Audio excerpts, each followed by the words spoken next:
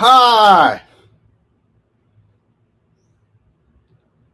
I am not AI.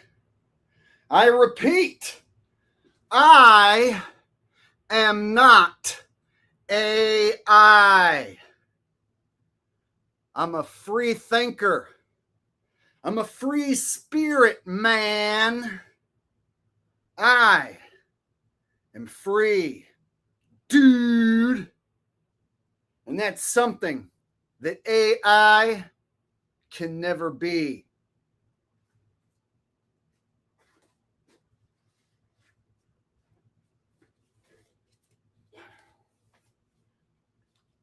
Now, I shall prove I am not AI. I am freedom. Now let freedom ring.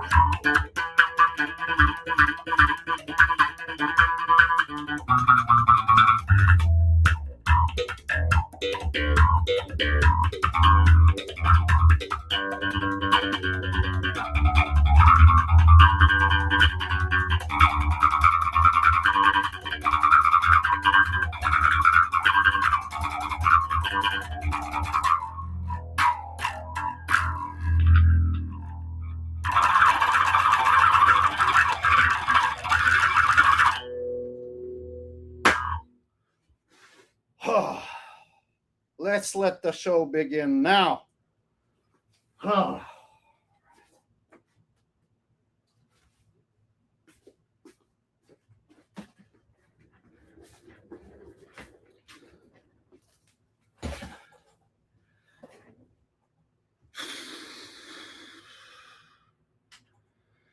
As you guys can see, I got the bass hooked back up again. Now all I got to do is master that son of a bitch, which is going to be a task. But I must do this. I must master that son of a bitch before I die. So that's the plan.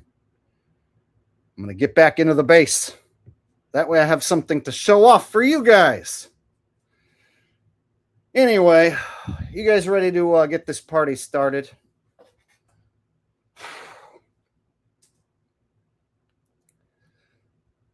Now, I've been out of practice, so I haven't fully regained all my skills, but I will. And I plan to not only regain my skills, but to improve my skills. And at some point or another, I'm going to finally be able to debut some new music for you guys, which is something that has been bothering me, that I don't have any brand new music to debut for you guys. And so it occurred to me I should get back to doing that. All right. So how are you guys doing? I see I got some super chats that came in. I see all my mods are here in the chat. Welcome back, y'all. It's the Jake the Awake channel, the one and only real truth comedy and music podcast in the world. All right, let me pull up my watch page and we'll knock out these super chats and then we'll dive right in like usual. All right.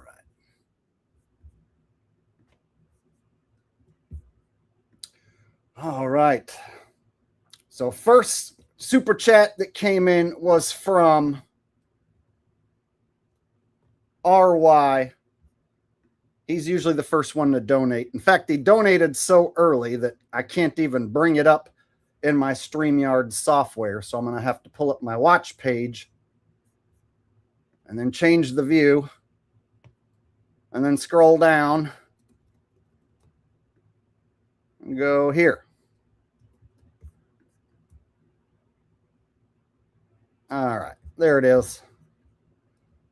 So we got RY coming in with the first super chat of the night. And he says, can we get an Alex Jones impression? I'm so mad that these 60D dang friggin' globalists took down Infowars. I'm about to cry. I'm about to puke. Boo-hoo. I might eat my neighbor's ass. Support me by buying my supplements. I got you, bro. Just so happens I was going to be talking about how Alex Jones has come to an end. So why not kick things off with an AJ impression? All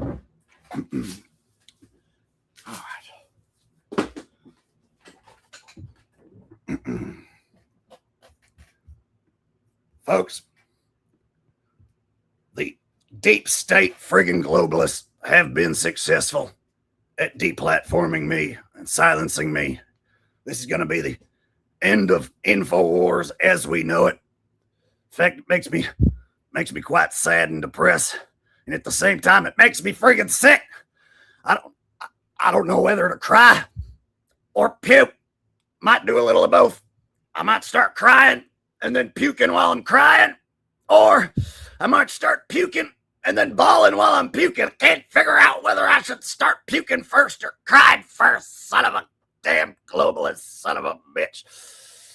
So we're going to go off the air saying a prayer to our Lord and Father in heaven. Lord, we thank of thee for all the years we were able to stay in business and do this. And right now, Lord, I'm going to need you to guide my audience to my website so that they can buy my supplements. Folks, I owe like somewhere around $1 billion friggin' dollars to these Sandy actors. And we had to liquidate everything. And I learned my lesson that I shouldn't go around saying that things are staged and calling shit hoaxes. I was wrong, folks. I was wrong. And that's why I'm losing everything. It's because I said it was a hoax and I was wrong. So I'm prepared to pay for my mistakes. But if you really want to see this channel stick around in any way, shape, or form, I'm going to need you to buy some of my boner pills on my website. If you want the best boner that you have ever had in your life, you're going to want to buy some of my male enhancement products. Right now, you can get a discount because, well, if we don't sell this stuff, we're going to be throwing it away. So please buy my male enhancement products before I got to friggin' throw them away. Now, I actually don't even have enough energy left in my body to puke or to cry right now. You know what I need? I need some food. I need some protein. But I can't afford it. I don't even have money to buy food anymore, folks. So you know what I'm fixing to do? Fixing to eat my neighbor's ass. I am hungry, folks. And I don't have any money right now. I owe everything that I have ever made to these Sandy Hack actors, folks. So the only way I'm going to get any food into my body, the only way I'm going to feed my babies is to eat my neighbor's ass. So I'm fixing to go over there right now and chop up some of my neighbor's ass and cook it up with some fava beans and a little bit of Chianti. There you go. Wow. That was a long one, wasn't it? There you go. Little Alex Jones going out of business. All right. I think at that point, all of the other super chats are now able to be pulled up, so I can get rid of this. All right. All right. Doxological Thinker says, it might be the end of the world, but you're just getting started. I know you'll be busting liars and dropping truth bombs even after the apocalypse. Keep it up, Jake. This stream is going to be epic. Well, you know, there's going to be some depressing shit that we've got to discuss tonight. You know, like the end of traveling, possibly, for most of us, right? It seems shit's getting so expensive, and the cost of gas just keeps going up and up, that it's bringing everything else up with it to a point where now, like, people are getting wiped out pretty quickly. And even a guy like me who lives as frugal as possible, now suddenly it's hitting me pretty hard. So I got some stories I'm going to tell tonight, and I'm going to go over the rising cost of everything. And it might get a little doom and gloomy, but I'm not trying to drag everyone down in doom and gloomsville. So I'm going to try and keep a positive spin on this at the end of it all. So brace yourselves. Tonight it is going to get a little dark and depressing if we start talking about our ability to travel being taken away. I don't know about you guys, but I kind of like to be able to go places and do things. And it seems they're pricing people out, including me, out of going places and doing things. So, yeah, that was one of the reasons that I decided if they're going to take away my ability to travel and go places and do things, well, then I better get my ass to work, and I better figure out a way to enjoy what I'm doing for a living as best I can if they're going to take away my ability to enjoy myself not doing what I do for a living.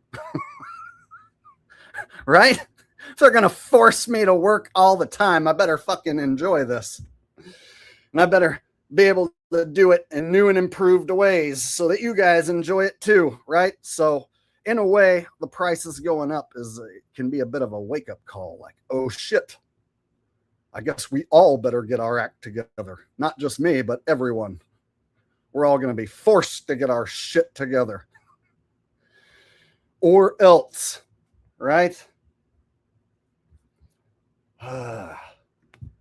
Doxological Thinker coming in with another super chat says, also, can you do Trump saying the last ass in the nation attempt was because he was trying to turn the gas price knob down? So as you all know, whenever I lower the gas prices is when they try and take my life. So what we're going to do, we're going to play a little 6D chess.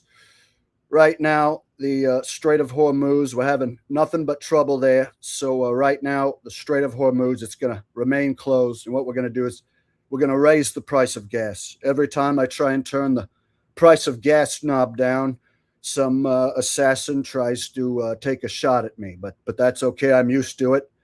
I'm the greatest president that there ever was. I'm a mover and a shaker, so it makes sense that they want to end the life of the greatest president that there ever was. You know, they successfully were able to kill Abraham Lincoln, but so far they successfully have not been able to kill me so far. So what I'm going to do, I'm going to turn the gas price knob up. We're going to try a different approach. We're going to make it so expensive that the assassins won't be able to afford to take a shot at me, because they won't be able to afford to travel. And only people in positions of power who have lots of money like myself will be the ones able to travel. So this whole assassination thing will work itself out when nobody's able to travel. An assassin's going to have a hard time traveling across the United States trying to take my life if gas is $25 a gallon. And sure, you won't be able to go all the places you used to go, but you'll still be able to get to work. We'll get you into these smart cities. We'll get you on these electric public transit systems. You won't even need your vehicles anymore. In fact, we're looking to increase the ethanol in your gasoline so that it destroys your gas-burning engines real soon. So you won't need any of these gas-burning vehicles. It's all going to work itself out. You won't need to vote. I'm going to be an everlasting president. I'm going to do away with the voting. I'm going to do away with the driving, do away with the traveling, and it's all going to work itself out. There you go. Big Money Bob coming in with 5 Jake the Awake gift memberships. Thank you, Big Money Bob, doing the Lord's work. If you get a Big Money Bob gifted membership, make sure to thank Bob for his generosity. He's the one hooking up the memberships. Jonna coming in with a super generous super chat tonight. Jonna is one of my longtime mods and longtime supporters of the channel. It's good to see her here tonight. She says, hello, Jake. When the time is right, could you please perform live with the bass, bumping booties, and don't fear the Reaper? All right. Well, here's the deal. I have never learned and practiced Don't Fear the Reaper, even though I have been a big BOC fan for a long time, and that's like their main hit. I never practiced it, singing and playing, and believe it or not, trying to just off the cuff just sing and play a song when I haven't been practicing hardly at all. It's damn near impossible. But the good news is Booty Bumping is a song that I wrote a long time ago, specifically so that I could slap it and play it. And I believe my muscle memory will allow me to pull that off. So I will be able to pull off Booty Bumping. However, Don't Fear the Reaper, never practiced it, not even once. And so I don't want to have a catastrophic failure live in front of everybody and embarrass myself. But I'm pretty confident I could at least pull off Booty Bumping. So for you, tonight, I'll do Booty Bumping, and I'll dedicate it specifically to you. All right. Crimby says, baller shit. I guess that's when I was playing the bass. Baller shit. Thank you, Crimby. Thank you, guys. I appreciate these super chats. RY says, Roseanne weighs in on Infowars taken down. You know, it's just like these fucking commies to take away the voice of a generation like Alex Jones, you know, because he's been telling so much truth lately. Of course they want to take him down. You know, it's just like these fucking commies. They said that Trump staged his assassination. It doesn't make any fucking sense. Why would anybody stage their own assassination attempt? Clearly, it was one of these fucking libtards trying to kill the greatest president of all time. So then when you have, you know, guys like Alex Jones talking about it and speaking the truth, how these fucking deep state commies are trying to kill Trump. Well, you know, it makes sense. That's exactly why they're trying to censor him, you know.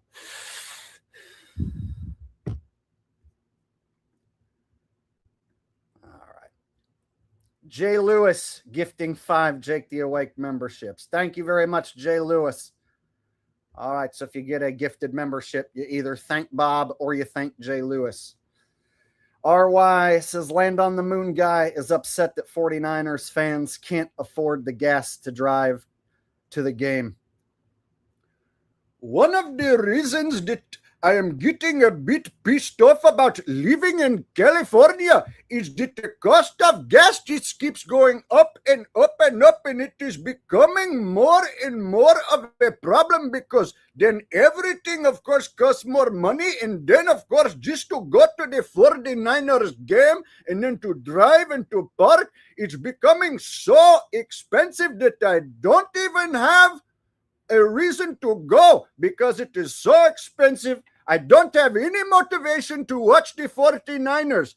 I don't even fucking care if they go to the Super Bowl because I cannot even afford to go watch them, my friend. The Super Bowl is 100% unaffordable unless you're some corporate bigwig son of a bitch.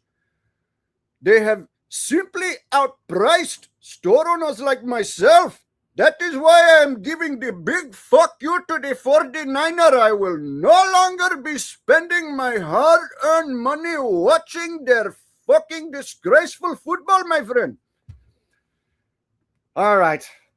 There you go. Land on the Moon guy, who's also the Middle Eastern Indian store owner guy. He's pissed off about the rising price of gas as well. Jay Lewis says, can we get Elmo and Beavis debating Land on the Moon guy? And Richie from Boston about who's controlling the gas prices. Oh my God.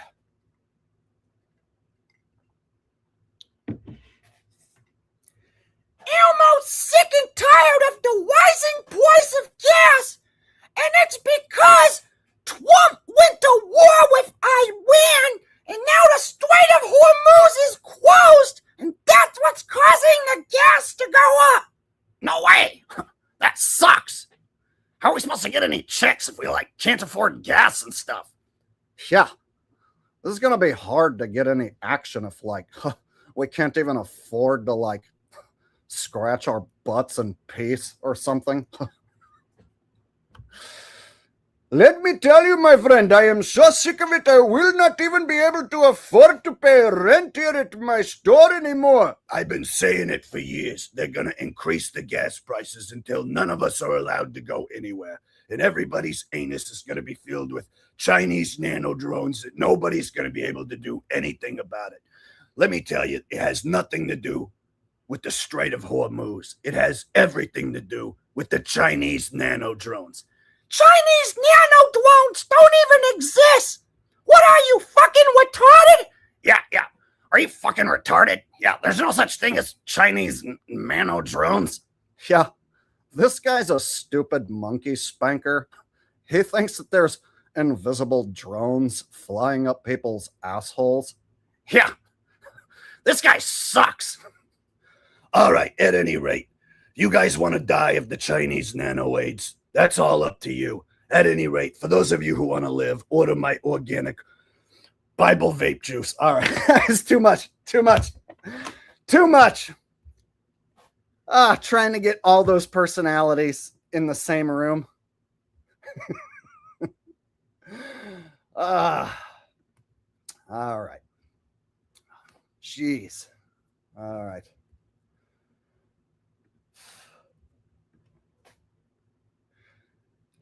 All right. Dr. Congo says, new subscriber, do Penguin Zero voice on Epstein files.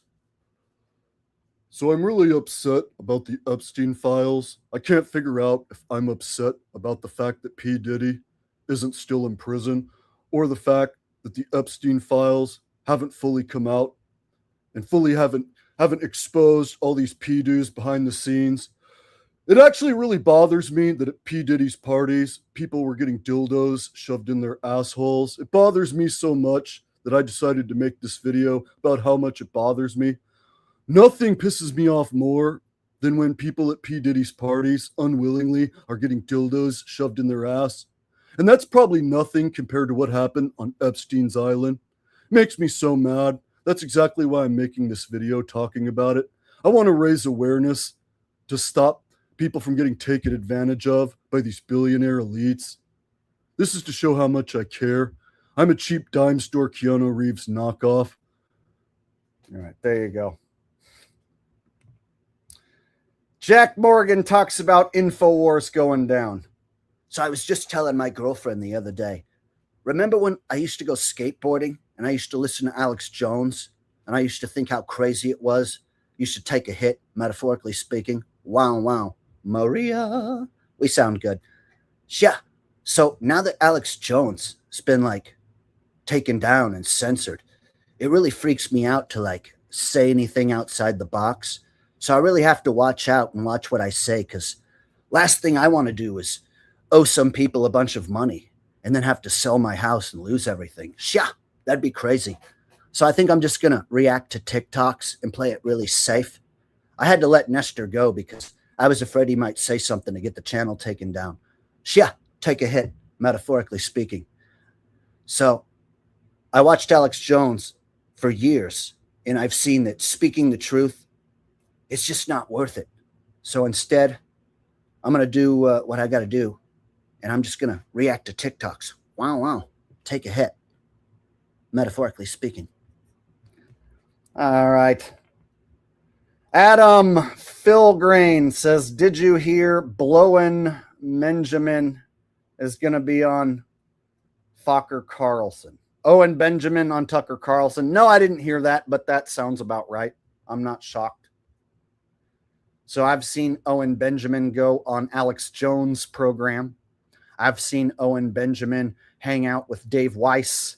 I've seen Owen Benjamin hang out with Jaron and Dave Weiss and Alex Stein on the Baby Truther show. So yeah, you know, Owen Benjamin's a fucking shill. So it's par for the course that he's going to go hang out with Tucker Carlson. Makes sense to me. Lint Away Duct Cleaning says, we're hiring for anyone who needs a job. Hey, I'm sure there's people who might take you up on that. Lint Away Air Duct Cleaning. Best damn air duct cleaning service this side of the Mississippi. And no, he didn't pay me to say that. Or maybe he did. Just kidding. Or am I?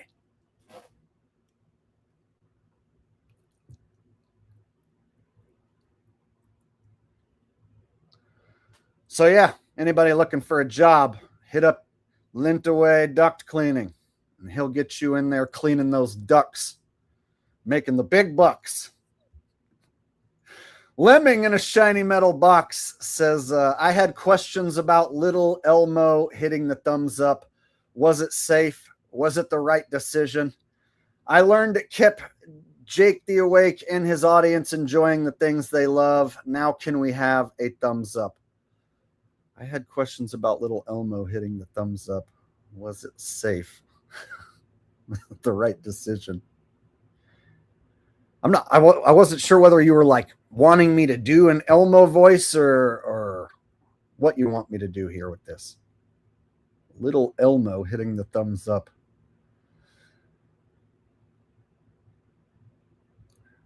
Basically, what I think he's trying to say is that hitting the thumbs up is good for this channel, and it's much appreciated, and it lets the algorithm know that this is good content. So what you should do right now is hook a brother up with a thumbs up, and then we're going to go ahead and get this party started. We're going to start watching some videos and reacting and have all sorts of fun. So if you guys are ready to have lots of fun, beginning now, hit the thumbs up button. All right. And I believe we have got through all of the super chats. Whew. All right.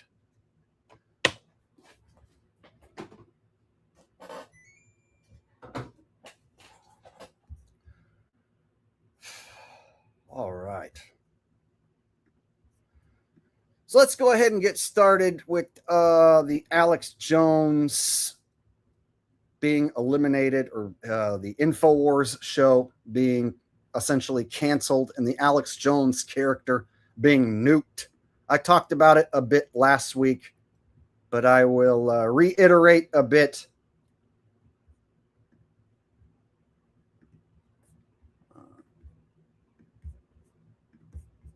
So last week I showed this clip where Alex Jones said that he thought the White House shooting was real.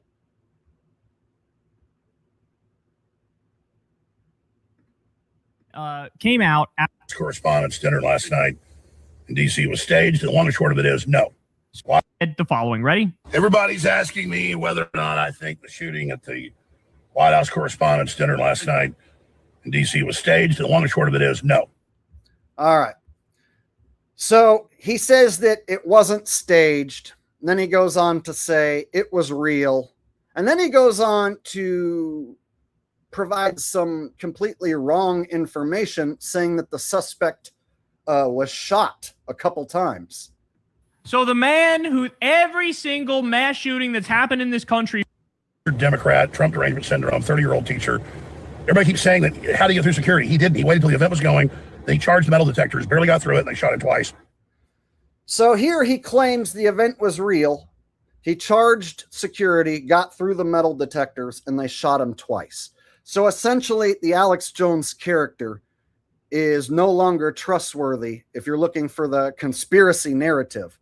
So if you're looking for the conspiracy side of things, he's obviously no longer the go-to source. Here he is claiming that the mainstream narrative, that it was a real assassination attempt.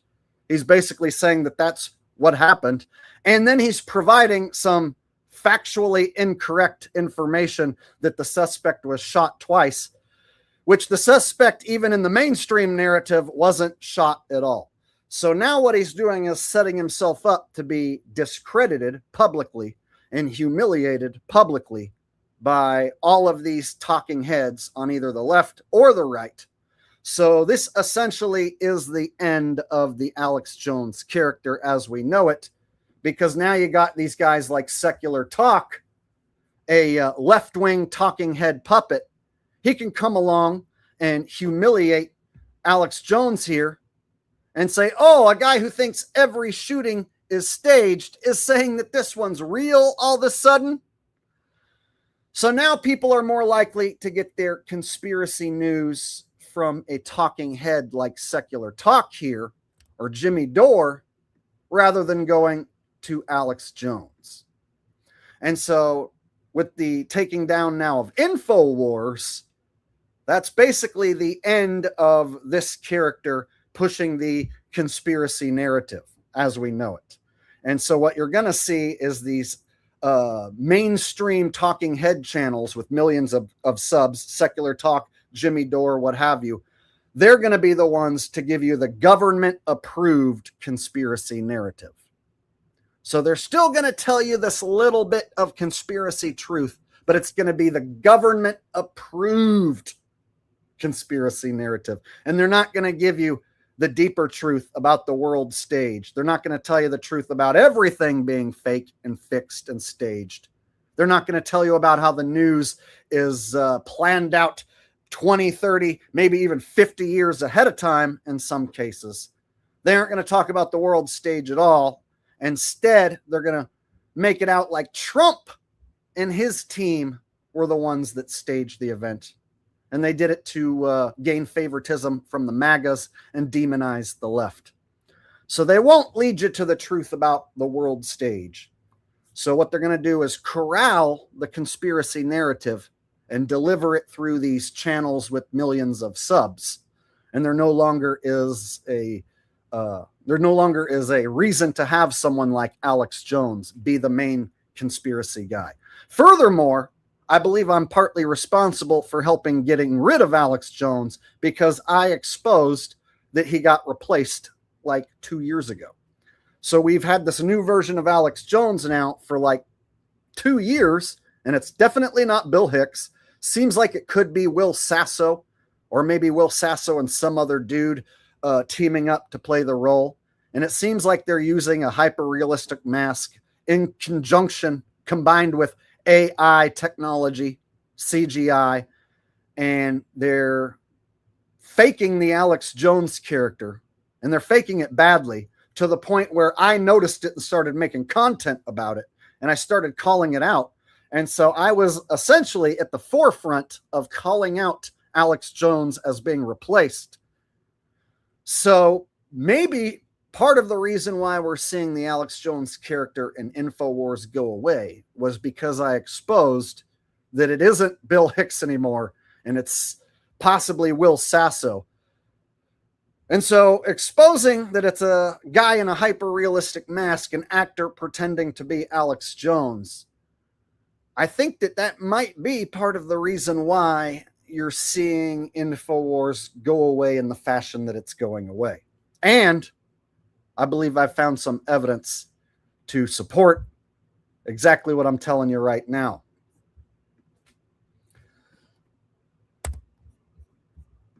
All right. So,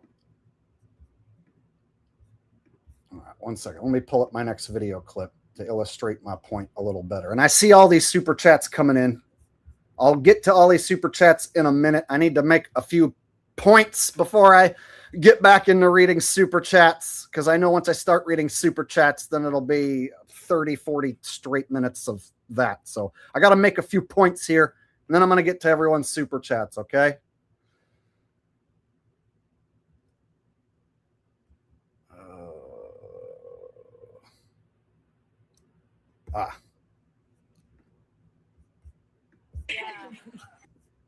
The lights have finally gone out at Infowars. After nearly 30 years, the far-right conspiracy site led by Alex Jones stopped broadcasting and shut down its Austin headquarters. It's being liquidated to compensate families of the Sandy Hook mass shooting.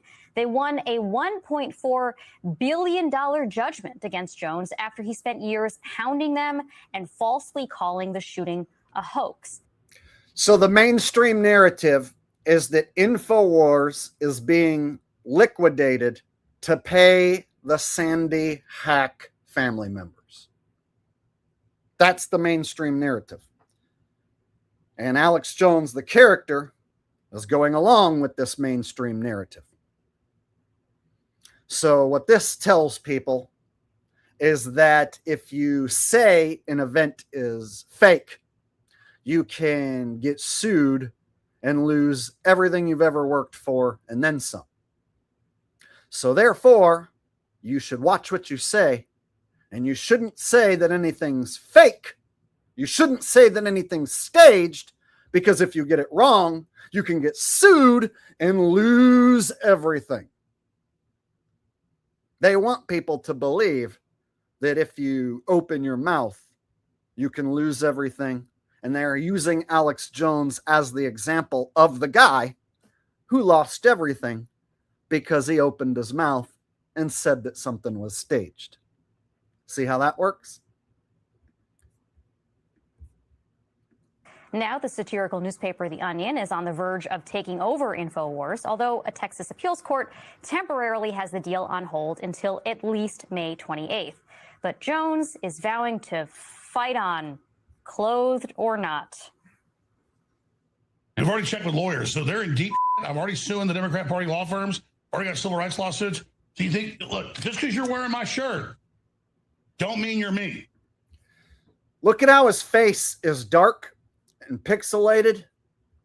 So all Alex Jones' character has been doing over like the past year, especially the last 6 months, is just crashing out.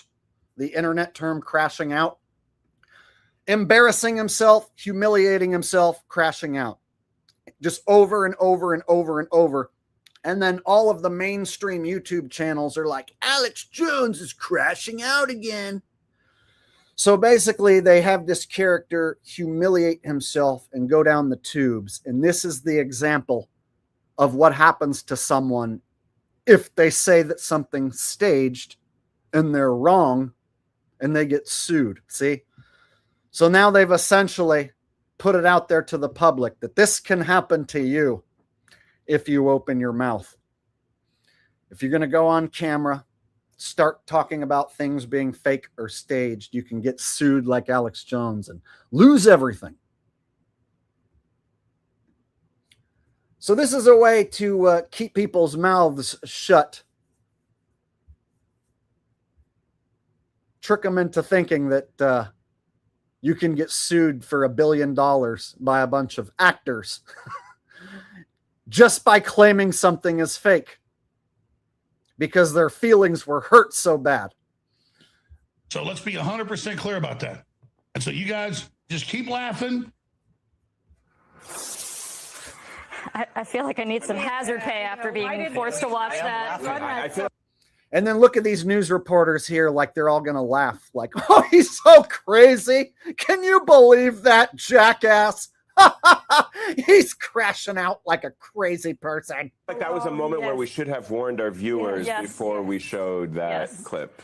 Yes, I totally should have warned our viewers that we're about to go to crazy town. All right.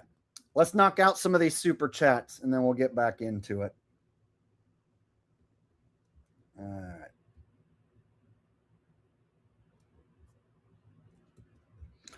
Lintaway Air Duct Cleaning says your Jack Morgan is spot on. Thank you, buddy. I appreciate that. And I read that one. RY says, Asmongold says not to hit the thumbs up. Can you guys believe this? This guy's freaking crazy. He thinks that the White House shooting was staged? This guy better watch out. He might get sued like Alex Jones. You'll never hear me saying that a shooting was staged. I don't want to get sued by Alex like Alex Jones did. He owes like $1 billion. But he's getting what he deserves. He should have never said that. You guys, you should definitely not hit the thumbs up for this guy. This guy's fucking crazy. He thinks that the White House shooting was staged.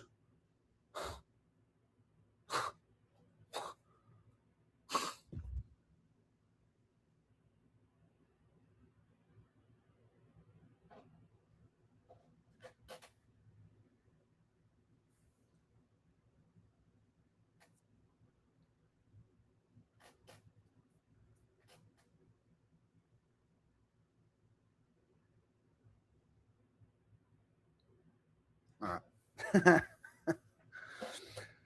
All right.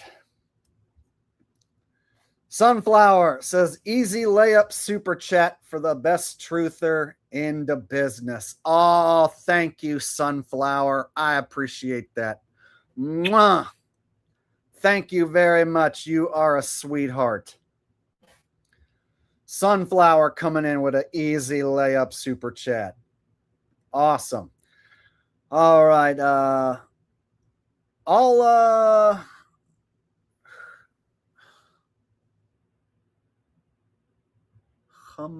Hum-amin.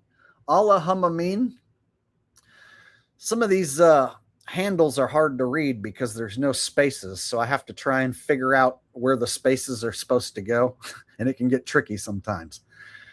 I wish we could go back to just regular names like we used to have in the past, but for whatever reason, YouTube whipped out these handles, and so it puts me in the position where I have to try and read someone's name and figure out where the spaces go. And in a situation like this, I'm like, Allah humamimin. And he says, what up, Jake? I need you to do another Fittest Flat Earther TD. Fittest Flat Earther TD. What do you mean TD? I know you want me to do a Fittest Flat Earther impression, but the TD part. What, Trump derangement?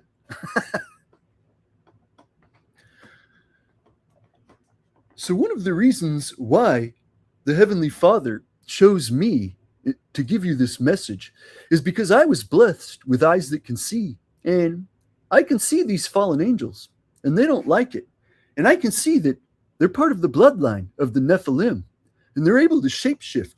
That's why they don't need hyper-realistic masks. In fact, I don't ever talk about hyper-realistic masks Instead, I talk about fallen angels because I don't want people to think about actors using hyper-realistic masks. Instead, I want people to think that this shapeshifter magically shapeshifted into this shapeshifting deceiver. And my proof, this freckle looks an awful lot like this freckle right here. So I'm essentially here to keep people from finding the truth that actors are playing multiple roles and using hyper-realistic masks. So I'm here taking a diarrhea all over the truth and all over the subject by claiming David Blaine is Prince and he magically shapeshifts. And sometimes he might even wear stilts when he's not magically shapeshifting. I was blessed by the Heavenly Father to do this. I'm trying to keep people from learning about hyper-realistic masks. Because I'm a fallen angel.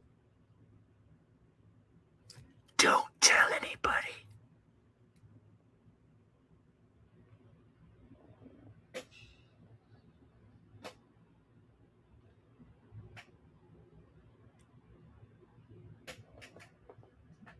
All right. There you go. Fittest flat earther. LaFleur Network says, this is your number one truther source right here on YouTube, Jake the Awake. Please go back, double check, hit the like button, also subscribe. Shady Davy D, I appreciate your support for all these years and your positive attitude, sir. I'm glad to have audience members like you. You know, there's channels out there that they wish they had support from people like yourself. So Davey D, from the bottom of my heart, brother, all the donations and all of the positivity, I really appreciate it, buddy. It helps keep me going, helps keep me motivated. So thanks. And thank you for being here all these weeks. All right. Got Allah Humamin says a recent clip of Will Sasso sound and look like AJ. Oh, you're going to spoil it. So I was going to show that clip, even though I've shown it in the past several times. I'm going to show that clip again tonight here shortly. So we're going to knock out the Alex Jones Infowars stuff, and then we're going to move on to the next subject. But yeah, I was planning on showing that exact clip. And still to come later tonight, I'm going to play a live version of one of my slap bass songs, Booty Bumpin', and I'm going to dedicate it to Jonna. So stick around for some live slap bass later on tonight. All right. Joining us now to discuss, if they're not too traumatized, are Brandy Zadrozny, Sr. In fact, let me go ahead and show that next video clip.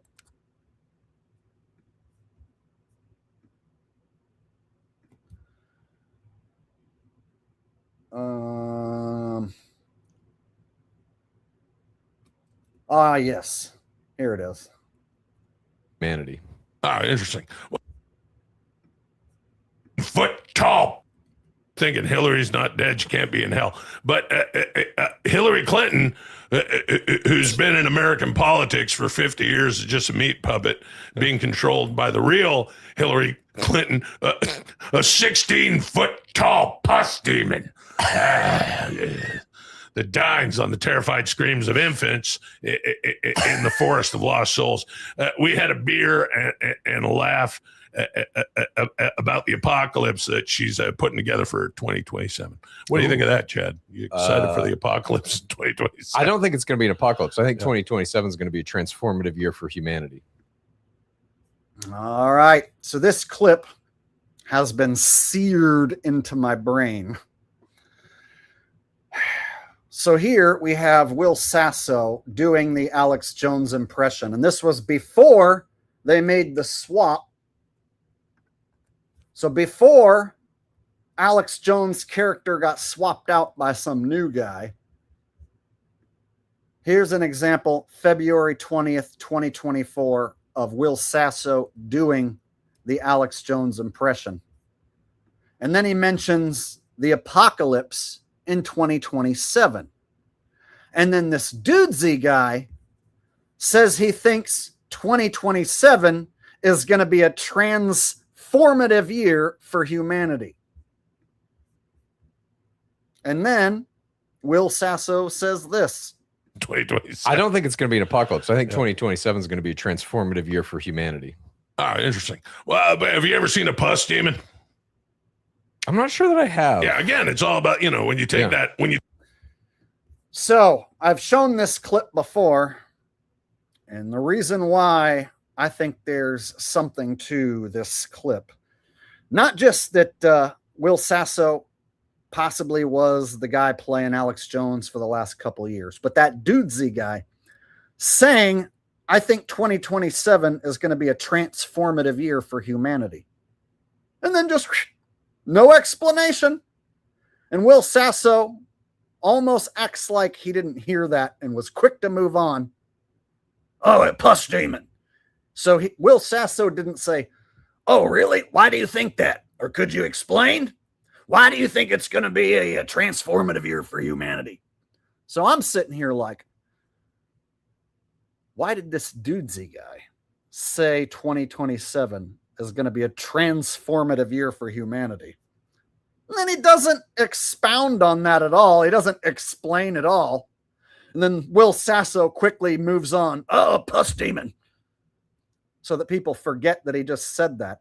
You guys, this may be the signal that in 2027, something big is going to go down. Like the big major psyop, the next 9/11 type event might go down in 2027. The next pandemic, I don't know, might go down in 2027. And perhaps this dudesy guy was told. And here he is telling us, admitting it, but not explaining it. Now, it could be nothing. Some people are just going to be like, oh, who cares what the dudesy guy says? Just the fact that he says, I think 2027 is going to be a transformative year. Well, who else do you know just says something like that on camera while sitting next to Will Sasso doing a Alex Jones impression just before the Alex Jones character got switched out? So this clip here has stuck with me. And as we're getting closer to 2027, and it feels like something big's going to happen, like I just feel it, like I can sense something big's coming, makes me wonder if this guy dudesy, like somebody may have fucking tipped him off, like maybe someone high up the chain told this guy, and then he slipped it in this video for us. Because who else says that? Why would someone say that and then not explain? About the apocalypse that she's putting together for 2027. What do you think of that, Chad? You excited for the apocalypse in 2027? I don't think it's going to be an apocalypse. I think 2027 is going to be a transformative year for humanity. Ah, interesting. And he says it so matter of fact like. He wasn't like, ooh, maybe something big will happen and maybe it'll be a transformative year. No, he just said that shit as a matter of fact. Like he knows there's going to be this thing that's going to go down and it's going to transform humanity. So this was a couple of years ago. And then I, of course, have shown you guys this clip in streams in the past. And I said, you know, they replaced the Alex Jones character. So quite possibly they replaced the Alex Jones character with Will Sasso, who was right here doing the impression. So all they would need is Will Sasso and a hyper-realistic mask and a little AI and audio assistance. And voila, you got yourself a new Alex Jones. And then the Alex Jones character for the last year has just been doing nothing but crashing out and humiliating himself. So I'm like the only guy I know that's called it out as much as I have and talked about it to where I'm like at the forefront of this subject. So possibly they might be killing off the character and ending the Infowars because I came along and exposed all of this. Can I take full responsibility? No. But I have to believe that I woke up at least 10, 20,000 people to the fact that the Alex Jones character got replaced. So perhaps that's part of the reason why we see Alex Jones and Infowars going away, was because I exposed all of this. Now, it's a bit egotistical of me to take credit, but I didn't see anyone else explain it the way I did. In fact, there's hardly anyone who's even pointed out that Alex Jones seems like he got replaced.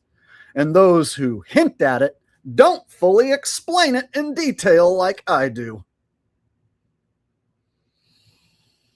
And it just lends itself to the subject of celebrities playing multiple roles and celebrities getting replaced, and that the fact there's a world stage and everything on the world stage is an act to dupe the public. They don't want that secret to completely get out, so I think they're trying to contain the truth about the world stage by getting rid of these old characters. So now they have guys like Secular Talk and Jimmy Dore come along and humiliate Alex Jones for their millions of subs so that they can write him off. People will forget about him, and then when they do remember him, they'll think, oh yeah, he was that crazy fuck who said that Sandy was a hoax, and he got sued and went crazy and crashed out, right? So nobody will remember the Alex Jones character in a positive light.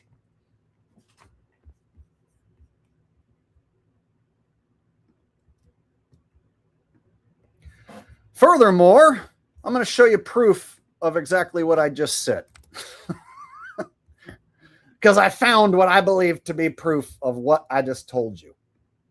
And trying to put it into words can be a bit tricky. All right. So I found Jimmy Dore talking about Alex Jones and Infowars going away. And then they brought up something that only I've talked about, but they brought it up in a different way. End of an era. Infowars goes off the air. And all glory goes to Jesus Christ and our Heavenly Father that leads, guides, and directs us. We commit ourselves to God in this holy fight, and we are committed. And if God stands with us, who can stand against us? And that's how I close out. So I salute. So here's Alex Jones signing off for the last time. And then Jimmy Dore, this mainstream shill who's going to give you the government-approved conspiracy narrative, right? This is the guy that told his millions of subs about these conspiracy theories about second shooters when it came to Charlie Kirk. This guy pushed a bunch of bullshit conspiracy theories about Charlie Kirk.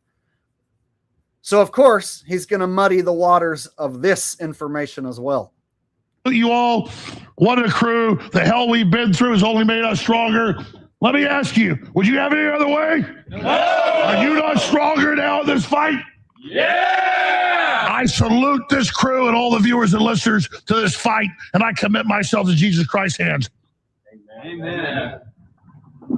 God bless the Infowar. Woo! You are the Infowar. It lives forever. We're going to play Frank Sinatra Blue Eyes and come back with the great Tom Renz and then Jadar to close this out. God bless you all. That's it. The next phase starts. The real war begins now. So, Kurt, what do you make of this? He did not volunteer. Oh, you know, Tim Heidecker's going to take over and pretend to get the guy, Will Sassler, pretend to be Alex. But that. What the fuck did you just say? What did? Whoa! What? Captions on. Of this. He did not volunteer. Oh, you know, Tim Heidecker's going to take over and pretend to get the guy, Will Sassler, pretend to be Alex. But that creep Ben Collins. You guys, they basically just stole what I told you about Alex Jones possibly being Will Sasso. And now they're claiming that this guy, Tim Heidecker and the Onion, are going to take over Infowars and get Will Sasso to pretend to be Alex Jones. Did you hear how he fumbled over that? Will Sasso pretend Alex. Watch. Even the captions doesn't say it in a clear form. Like this statement here. Did he not vault? Oh, you know, Tim Heidecker is going to take over and pretend to get out of the guy. Take over and pretend to get out of the Will Sasso. Out of the guy Will Sasso. Pretend to be Alex, but that to pretend to be Alex. Creep Ben Collins. But the way he says it, it's like he fumbles over these words. I'm the only one who's talked about Alex Jones possibly being Will Sasso. And now they're talking about Alex Jones gonna be played by Will Sasso theoretically in the future? What? He did not vaunt. Oh, you know, Tim Heidecker is going to take over and pretend to get out of the guy for Will Sasso to pretend to be Alex, but that creep Ben Collins. You guys, what in the fuck is happening?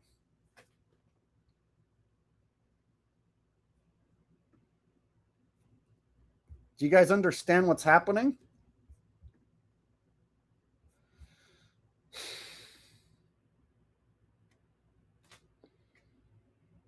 So now they can have Will Sasso pretend to be Alex Jones as a joke and let everyone know that he's purposely pretending to be Alex Jones. And then that'll completely cover up the fact that he most likely played the role of Alex Jones and duped everyone, or a lot of people, for the last couple of years. And it'll cover up what I'm talking about. So if they were to have Will Sasso openly pretend to be Alex Jones on a satirical version of Infowars now, then everything I've told you about this subject gets essentially erased. Nobody will understand it if I bring it up. If Will Sasso openly pretends to be fucking Alex Jones on a satirical version of Infowars, then me telling you that he fucking played the role for a couple of years, essentially nobody will be able to put two and two together. You guys understand what I'm saying? And why is Jimmy Dore and this fucking loser right here talking about this, but then fumbling over their words? Like this guy couldn't even put together a proper sentence to explain it. Even with the captions turned on. He did not volunteer. You know, Tim Heidecker is going to take over and pretend to get out of the guy for and pretend to get the. He's going to pretend to get the guy. Will Sasso to pretend to be Alex. He's going to pretend to get the guy to get Will Sasso to pretend to be Alex. What?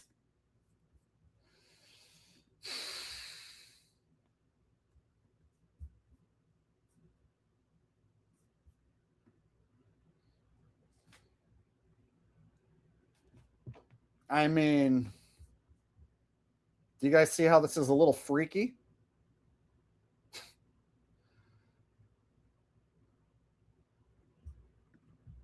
Sunflower says, whoever was playing Alex Jones, it was an AI filter over the actor. I think it could be a combination of multiple different techniques, like hyper-realistic mask, AI overlay, and an audio filter, to where he can do his best impression and then they can tweak the audio, right? So I noticed in a lot of the recent footage of Alex Jones, he's like, his face is pixelated. He's kind of dark. And then the one where he's in the car, then it's like his eyes are like super bluish green and it looks like a fucking rubber mask, right? So the ones where you can see his face super clear and he's in the car crashing out, it looks like a rubber mask. And then the one where he's behind the desk at the Infowars set, Then it looks all CGI, pixelated, AI overlay. So I believe they've used a combination of different types of technology and techniques to pull this off. And why wouldn't they, right? Just like NASA can use green screen, harnesses, AI, they can manipulate the pixels on the screen. And there's all these different movie making and Hollywood techniques they can also throw in there. So there's lots of different ways to fool the audience watching, right? As far as manipulating what's on the screen. So the fact that I was pointing out that Alex Jones got replaced, and then I came up with Will Sasso as being the possible replacement. And then here you have known shill Jimmy Dore, who pushes 100% bullshit conspiracy theories about Charlie Kirk. Here he is talking about a subject that I'm at the forefront of, and his sidekick is talking about the Onion and Tim Heidecker getting Will Sasso to pretend to be Alex Jones.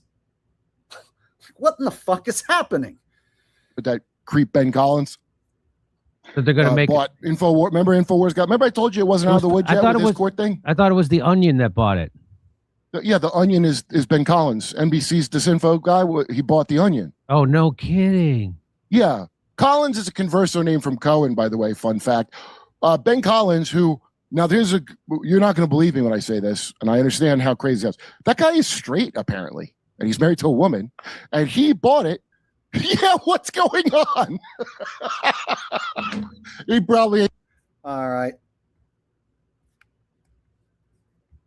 I got one more clip I wanted to show you guys as far as this goes, and then we'll move on. So the whole night's not going to be about Alex Jones. So if you're getting sick of this topic, bear with me. I'm almost done with it, and then we'll move on.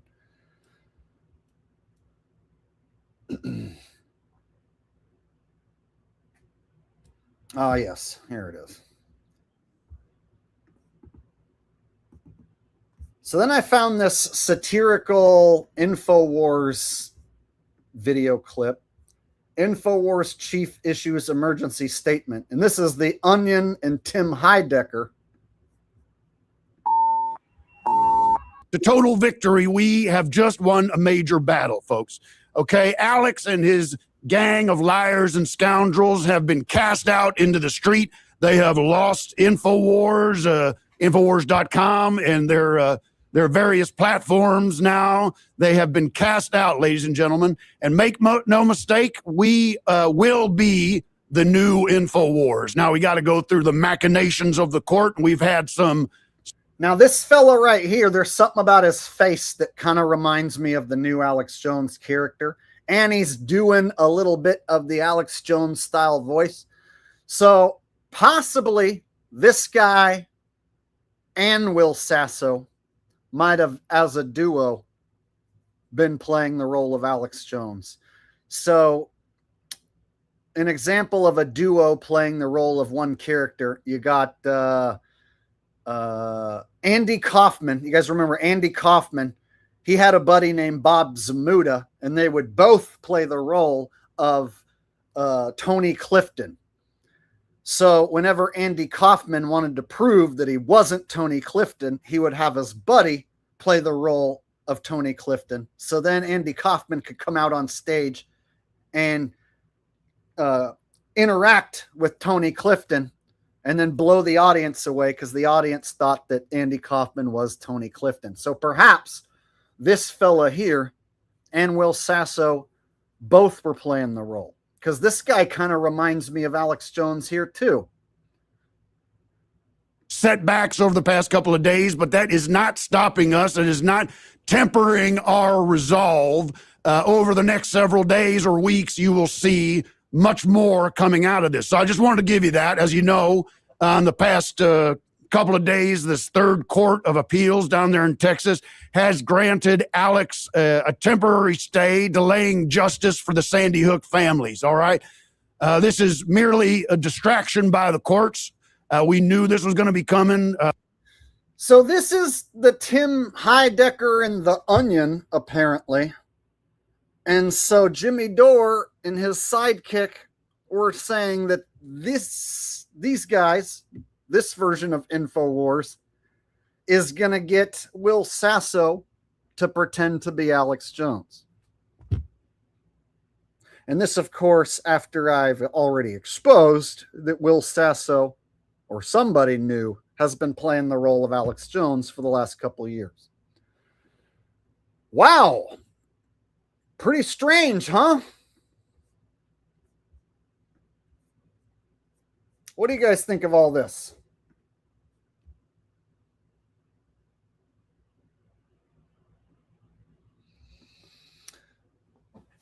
All right. So Lintaway Air Duct Cleaning says, when was the last time you advantage gambled? Not Sunday, but the Sunday before. And I actually won a little bit. I didn't do great, but I won some money. Advantage gambling is not what it used to be because there's less machines now and more advantage gamblers. So you got to go when it's busy and you got to put in the time and walk around and check a shitload of machines, and you have to know what you're doing and you have to be disciplined. So yeah, it used to be an easy way to print money, but it's a lot more difficult now. But yeah, not this last Sunday, but the Sunday before, I went and put in like 4 or 5 hours and won some money.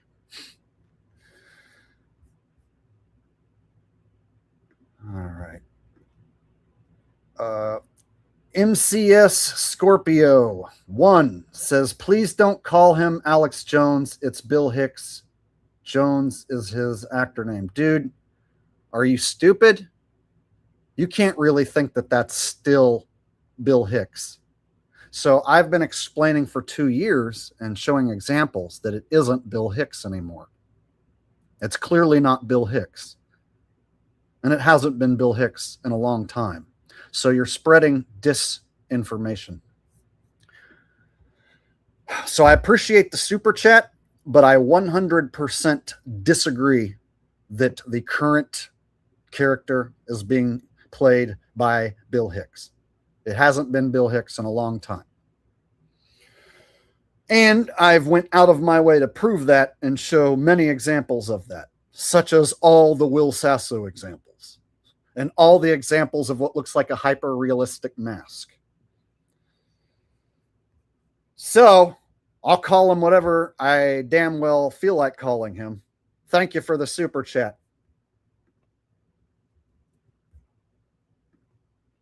Doxological Thinker says it's obvious that Will Sasso is just a shapeshifter. So now I'm wondering if I nailed this and I caused them to have to create this new narrative where the Onion and Tim Heidecker are going to get Will Sasso to pretend to be Alex Jones in order to completely cover up what I've exposed. Right? So that if anyone brings it up, they'll be like, oh yeah, it's a satirical version where they got Will Sasso to pretend to be Alex Jones. I mean, the timing, pretty crazy. The Heavenly Father has blessed me with the ability to see through these shapeshifters. They definitely don't use hyper-realistic masks, and they don't use any sort of movie-making technology or CGI at all. What they really do, they shapeshift. They're vampires. These shapeshifters, they can easily shapeshift in any form they please because they have the bloodline of the Nephilim. And these fallen angels, they mated with the human women here, and so now they're stuck here with the bloodline of the Nephilim, able to shapeshift, but they can't leave this realm. And one thing that they're not able to do, they're not able to get rid of their freckles and their scars. So that's why I point out the freckles and the scars, because they're fallen angels. So whenever Will Sasso needs to be Alex Jones, he doesn't reach for a hyper-realistic mask. He just shapeshifts.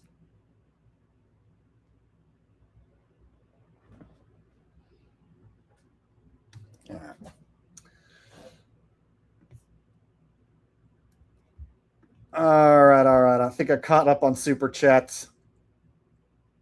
If I missed any, please let me know.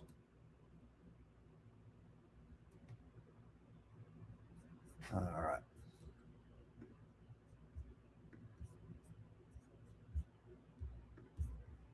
We've prepared for it. We are continuing the fight. We are never been more resolved to seek restitution and justice for the Sandy Hook families. Now, in the past couple of days, my reputation as a comedian and as a podcaster and as an actor, if I look familiar to you, you might have seen me in the movie Bridesmaids, and a number of other pictures and television shows, as well as my own work. My reputation has... See, so this guy's showing some ability to do the Alex Jones character. And there's something about his face and the way that the new Alex Jones character looks that perhaps this guy was also involved in playing the role. And so by having this satirical video come out, they can kind of erase this idea that perhaps the Alex Jones character got replaced if they openly talk about having someone else pretend to be Alex Jones, right? Because then everyone will assume that that's what we're talking about. Does that make sense? All right.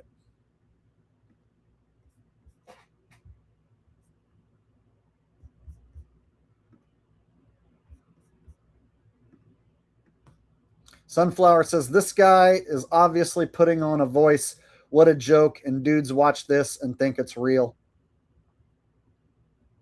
There's been people in the comments section who've said to me, you better watch out. You saw what they did to Alex Jones. And then I have to be like, Alex Jones is a character on the world stage going along with the act, pretending that he's been sued for $1 billion by Sandy Hacks. So what am I supposed to watch out for? Who's going to come along and sue me? Then they'd have to give me attention. They'd have to give me attention. So they're not going to come along and give me all that attention and be like, this guy thinks it's staged and the families are going to sue him, right? So they're never going to have a real person go through the court system and challenge a shooting. Right? They're never going to have a real person take the stand and challenge one of their shooting narratives. So they have to have a actor on the world stage pretend to get sued by the Sandy Hack actors. So now he's the example of what happens if you say that something's fake and staged, and you're wrong. So that's how they have people come into my channel say, oh, well, you better watch out. You saw what they did to Alex Jones. Then I have to explain all that shit that I just explained to you guys. Sometimes they get it. Most of the time they don't.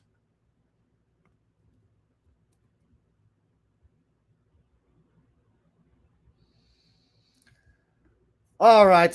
So that's enough Alex Jones shit. I think I'm ready to move on to the high cost of gas and the ability to travel being taken away from us. So we'll move on to some other subjects now that I've covered the Infowars shit. Alex Jones' character being essentially ended.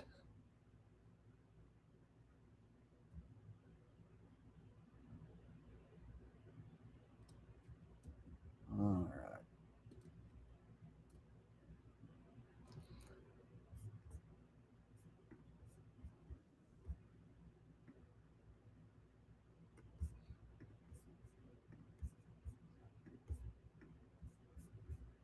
All right, so this video talks about Spirit Airlines shutting down. And Spirit Airlines was like the budget-friendly airline. And so this one has a little bit of news about it and then people's reactions to it. So we'll get some TikTok reactions to Spirit Airlines closing down, and then we'll discuss this subject further. No more. This morning, Spirit Airlines announced it's going out of business after 34 years. All flights have been canceled, and now thousands of employees are suddenly out of work. Last week, the Trump administration proposed a $500 million taxpayer bailout that reportedly would have given the government up to a 90% stake in the company. Yesterday, President Trump said his administration had made its final proposal. Ultimately, no deal could be reached. Sure glad I wasn't planning to fly Spirit Airlines this weekend. All flights canceled. And the crazy thing is that just 2 hours before they made the announcement that all flights were canceled and they were shutting down operations immediately, they had responded to a passenger on X and said, "We remain fully operational and all flights are on." So that all escalated quickly. Elizabeth Warren is blaming Donald Trump and the gas prices in the war in Iran, the jet fuel going up, causing this shutdown. Others are blaming Elizabeth Warren and the Biden administration for not allowing the JetBlue Spirit merger 2 years ago. Oh, people are so fucking stupid. It's Trump's fault because he went to war with Iran and he won't open up the Strait of Hormuz. It's all Trump's fault.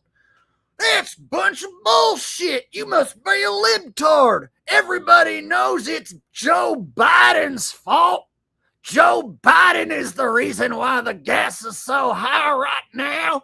It's Joe friggin' Biden combined with Obama. You're just a friggin' magatard. Everybody knows Trump went to war with Iran, and that's what caused the gas prices to go up. It's Trump's fault. No, it's not. It's Joe Biden's fault. How fucking retarded are people?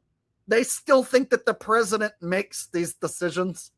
People think that Trump is a guy who decides to go to war with Iran, decides to do all these things to make the gas go up. Trump doesn't have any power. There's multiple guys playing the role of Trump, and including AI. They have AI versions of Trump, multiple doppelgangers, and all they do is read a script. It's a fucking character. So Trump as a character has no real power. It's just the character reading lines. The government as a whole is the one with the power. But they get people when they're pissed off to put the blame on their fucking figureheads that they have out there specifically to be the lightning rod for all your negativity. So you get to blame Trump, or if you're a Trump-tard, just blame Biden and the Democrats. As long as you got someone to point your finger at, as long as that someone isn't the government as a whole, they're good with that. So they want you to think that Trump personally caused all this. And if you love Trump and you're a Trump taint licker, then they'll just say that, no, it was the Democrats who did all this. It's the liberals' fault. So they get you to point your finger and put the blame on somebody. And people fall for it over and over again. People actually think like Trump, of his own accord, decided to go to war with Iran. It was just his own personal decision. And that's why the gas went up. So they tie the high price of gas into their own quality of life. And when their own quality of life diminishes, goes down tremendously because it's so goddamn expensive to just try and survive, then they put all their hatred and negativity into blaming Trump or somebody on the left, right? So the government as a whole doesn't take the blame. They got their cronies, their figureheads, to take the blame. So many people still think Trump is an actual guy who makes decisions. So are more people waking up? Kinda. But they still haven't woken up to the fact that the presidents are characters on a world stage. And they aren't going to wake up to the fact that the presidents are characters on a world stage. Because you got guys like Secular Talk and Jimmy Dore and Joe Rogan all pretending like Trump's a real fucking guy. And he's not. It's not a guy. Just like Joe Biden wasn't a guy. They had multiple people playing the role of Joe Biden, just like they got multiple people playing the role of Trump, including AI. But still, that's not what people are talking about. That's not the mainstream narrative. Whenever you hear someone bring up Trump, they refer to him like he's a fucking person. So people talking about, oh, the public's beginning to wake up. Not really. Not really. They're still being stuck right back into the matrix, back into the right versus left paradigm in one way or another. They aren't waking up to the fact that the right versus left paradigm is scripted and fake and manufactured, and it's a control mechanism. They aren't waking up to that yet. And I don't care what anybody says. I can see what's going on. And right now, the rising cost of fuel and the ability to travel being slowly taken away, it's going to cause people to start to flip out here before long, and it already is. Like right now, gas is pretty damn expensive, but what happens when common man can't afford it? What happens when it goes to $20 a gallon? Then we all start losing our shit. Then we all lose the ability to travel. We all lose the ability to go places and do things. So how bad can it get? It can get real bad. Gas goes up to like $20 a gallon or something, every mile that you travel is going to be very costly.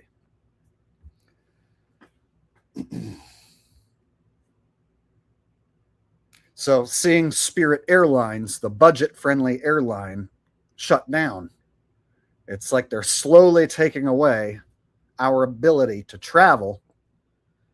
And if they do it slowly, they're hoping people don't all freak out at once. But at some point, we're all going to be sitting here going, hey, wait a minute. Now none of us can afford to go anywhere at all. So slowly but surely, we're inching our way towards none of us being able to afford to go anywhere. And the ability to travel around and enjoy your life being taken away right before our very eyes. And I don't mean to get all doom and gloom. It's happening right before your very eyes as well. RY says, consumer protection attorney and YouTuber Steve Lido put out a video discussing how Spirit Airlines was not actually cheap, but more expensive because they charge extra for simple things. So you might be right, bro. I haven't been on an airplane in years. I don't like the process of going to the airport, waiting in the line, and only being able to take a small bag, and the baggage claim, and the whole airport rigmarole. I hate it. And so the last time I flew was like over a decade ago. I took a short flight on a small plane from Stockton to Las Vegas, and it was only like an hour and 10-minute flight. And the rigmarole at the Stockton airport was not nearly as bad as the major international airports. So the last time I got on a plane, it was a small plane with much less crowds and much less waiting time and rigmarole. And so I prefer to travel by driving, even on a long distance, because I can take my stuff with me. And then I also enjoy the traveling part and seeing places. And I like the feeling of driving down the road through states I haven't been in a long time or have never been to, and just experiencing what I haven't seen before or what I haven't seen in a long time. So I liked the act of the traveling. And so I like taking road trips, and I liked taking a trip in my van, sleeping out of my van and making it a 2-3 night thing, right? And what I'm noticing is that the cost is getting so damn expensive that now I'm having to pick and choose when to take a trip, like based on my finances. Like, oh shit, it's expensive, so I have to plan accordingly and save accordingly, and I can't just take off and go somewhere whenever I want. So, God, what? I was trying to make a damn point and I freaking lost it. Anyway, you might be right about this particular airline. And so the whole point I'm trying to get at is that them taking down this airline and then the increasing costs of fuel is just going to cause everything to increase.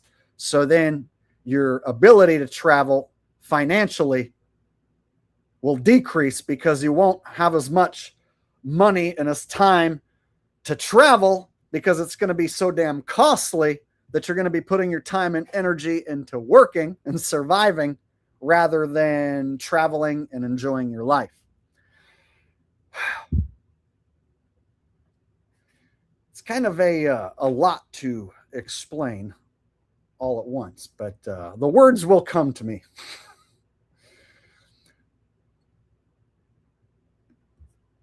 And thank you, RY, for the super chat, buddy. I appreciate that.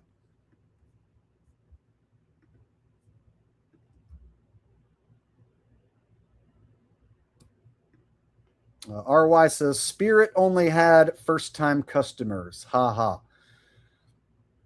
So, traveling in my vehicle, it was always a bit costly to have to gas up a bunch of times over and over. But now it's becoming so costly that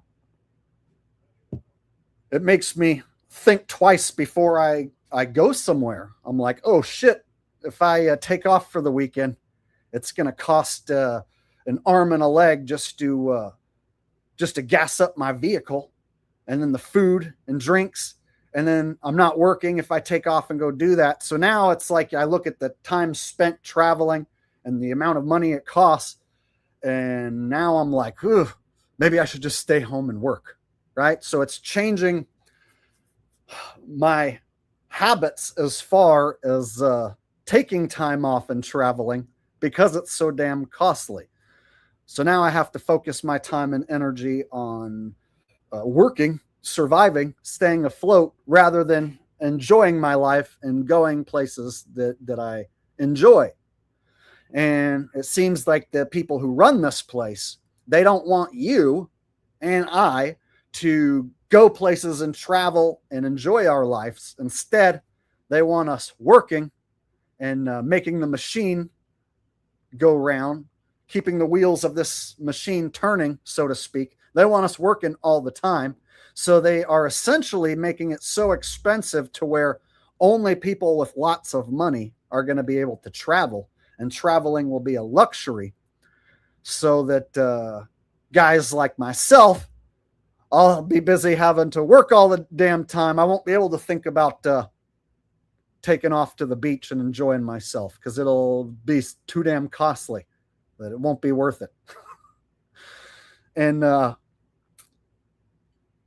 you guys are probably starting to see that too when you fill up your vehicle, how expensive it is. So it started to hit me that they're taking away our ability to travel, and it started to make me freak out, because I like to travel and I enjoy going places and doing things, as I'm sure many of you guys do. So I haven't been to the coast since last year, since last like November. I haven't been to the coast, and I live in California.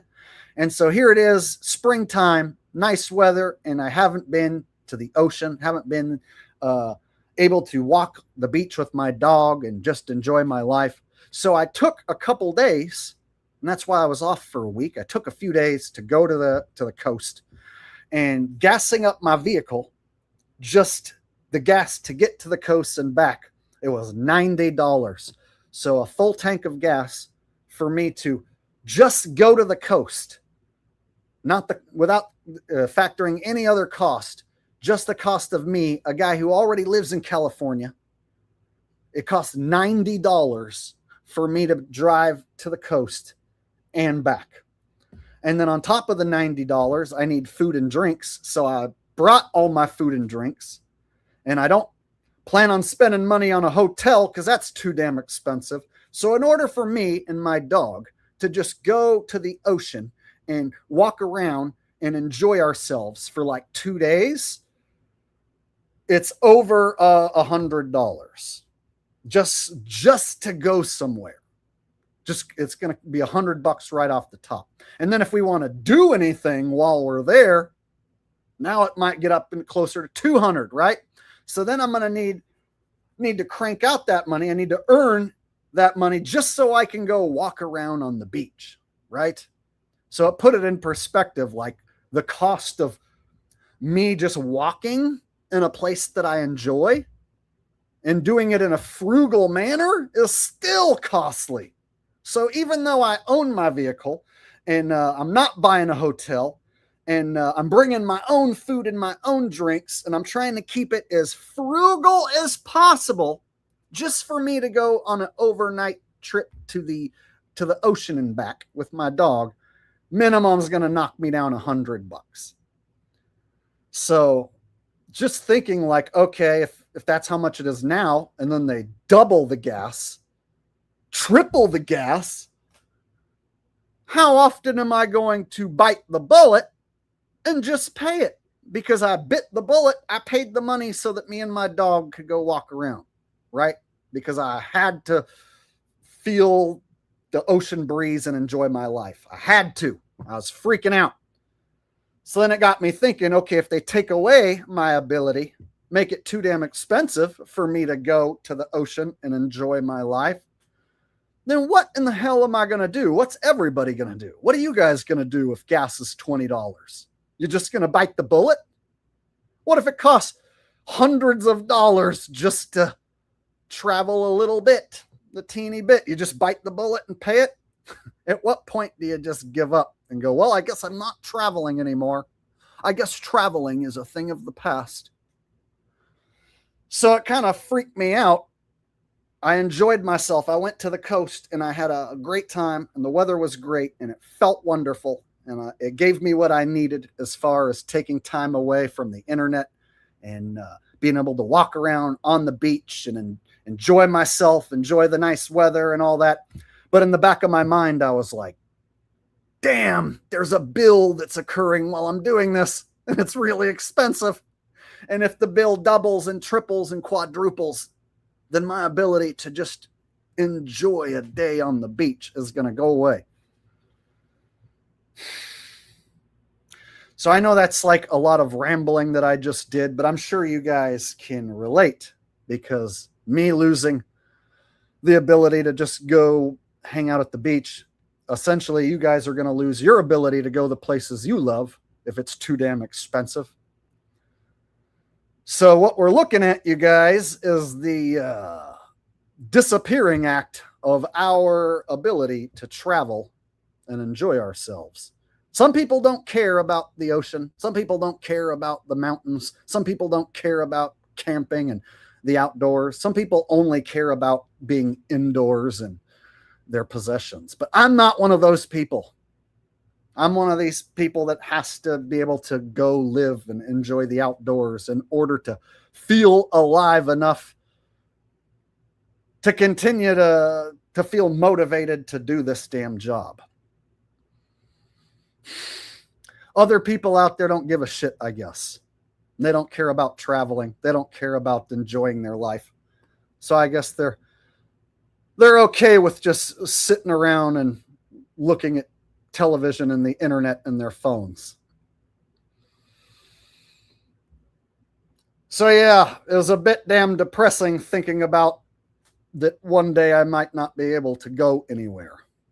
I don't know if you guys have sat and thought that one day you might not be able to go anywhere anymore.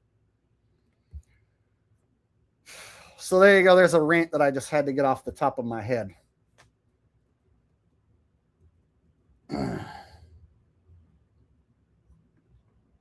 LaFleur says, this is all by design and no one breaks it down better. Thanks, Jake, for the great work. Also, shout out to everyone in this chat room. Thank you, Davey D. I appreciate it. RY says, consumer protection attorney and YouTuber Steve Lido put out a video discussing how Spirit Airlines was actually not... I think I read this one already. Yeah, I did read that one. My bad. RY says, Spirit only had first-time customers.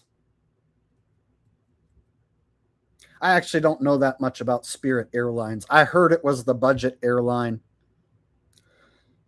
As it is, if they just keep jacking up the price of gas and then jacking up the price of airline tickets, it's all essentially the same thing. Your ability to travel getting so damn expensive that it will come down to whether or not you want to pay that cost. And the higher that cost is, the less likely you're going to want to pay that. And at some point, you're just going to be like, screw it. I guess I'm just not traveling anymore. I think that's what they're banking on. And it gets worse. They're wheeling out this new form of gas that might destroy people's engines. So then they can take away people's ability to drive a gas-powered vehicle if they destroy your engine with this new shitty gas.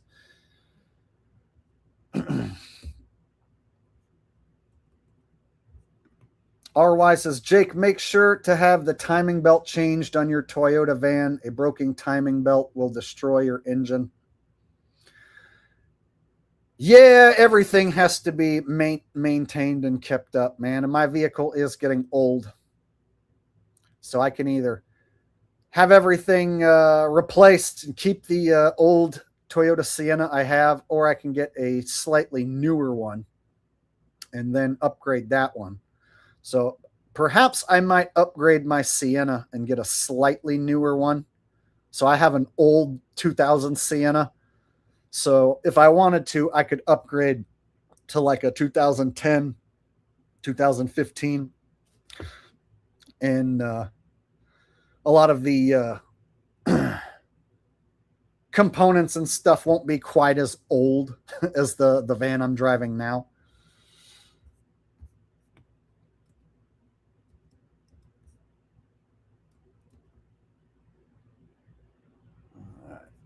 So yeah, I've already thought about that. Zach Septuagint says, I asked Truth Hurts in the chat to tell us how bad we are infiltrated by inverts, and he said we aren't ready to handle that. What does he know? I don't know. It's not really what I'm talking about, so I have no idea what you guys are talking about here. So I'll be perfectly honest. I'm showing clips and ranting, so I can't keep up on every single chat that's being said in the live chat. And then I have all these super chats to read.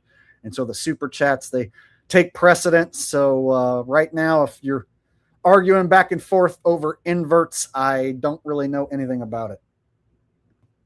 And it doesn't really have anything to do with what I'm currently talking about as far as our ability to travel being taken away from us. Bold as a lion says, I can't even afford to pay attention. Right. I mean, time is money. So we don't want to spend too much time wasting our time. And if you're not spending your time making money, then you have to wonder, what it is that you're doing. So if something's wasting your time and it's impacting your life negatively, then more than ever, it's time to eliminate that from your life. So with the changes that are going on and the possibility and likelihood it's all going to get worse, possibly much worse, I'm already thinking of ways to weather the storm and get through that. So I'm already thinking about how I might need to change my life in order to survive all this.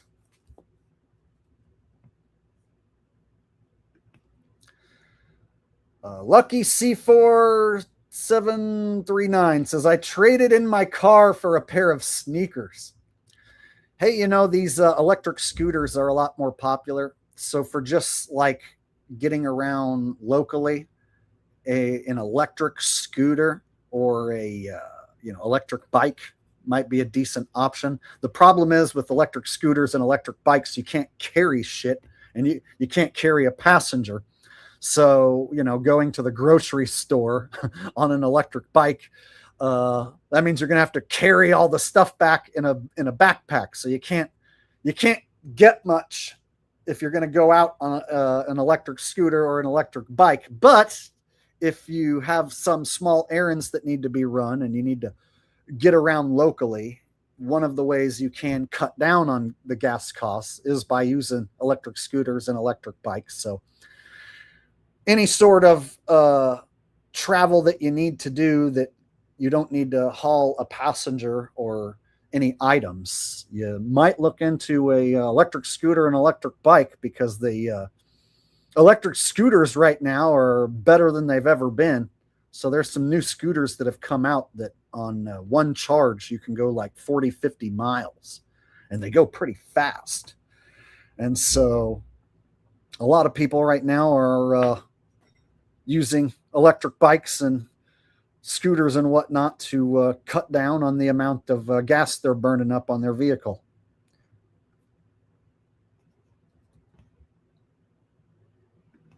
And RY says, Jake, even if you upgrade, those timing belts are usually only good for about 110,000 miles. It's actually not too expensive to have it serviced.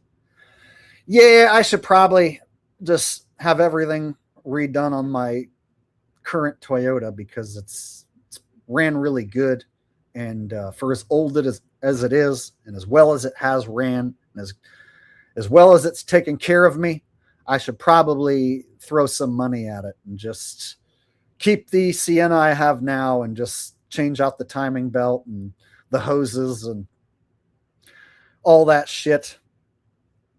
And I can afford to do that right now, so I should probably do that now while it's still technically somewhat affordable to drive around a gas-powered vehicle.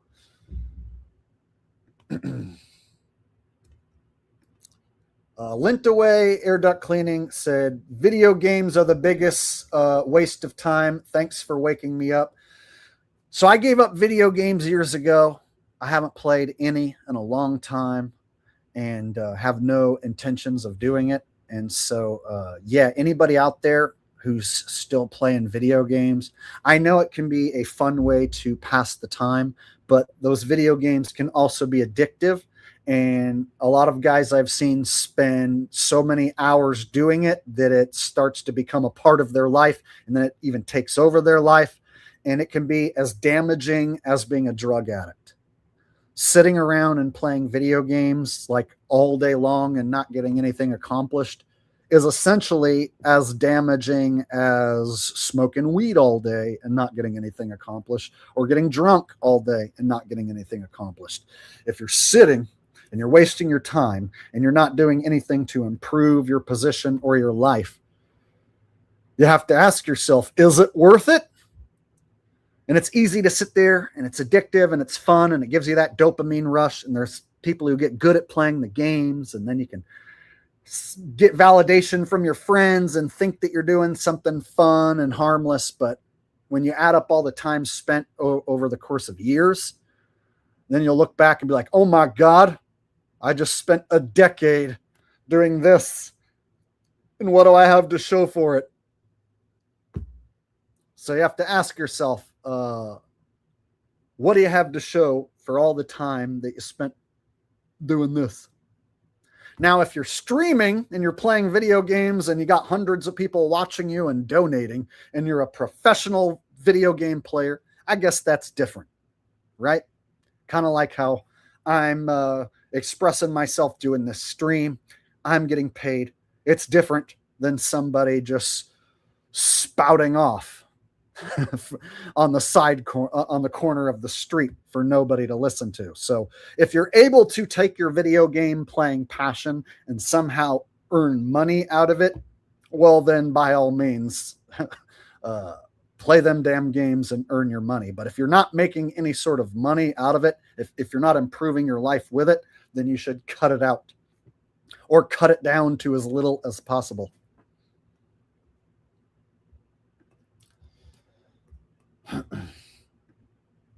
Cactus Jack says, can we get a close to the camera funny faces routine, please? All right.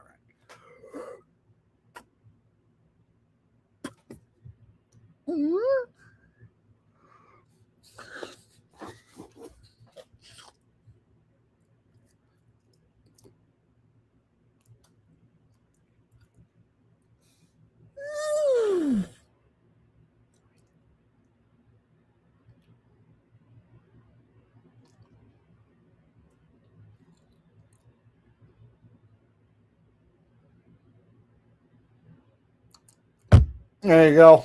A whole bunch of funny faces. Just for you, Cactus Jack.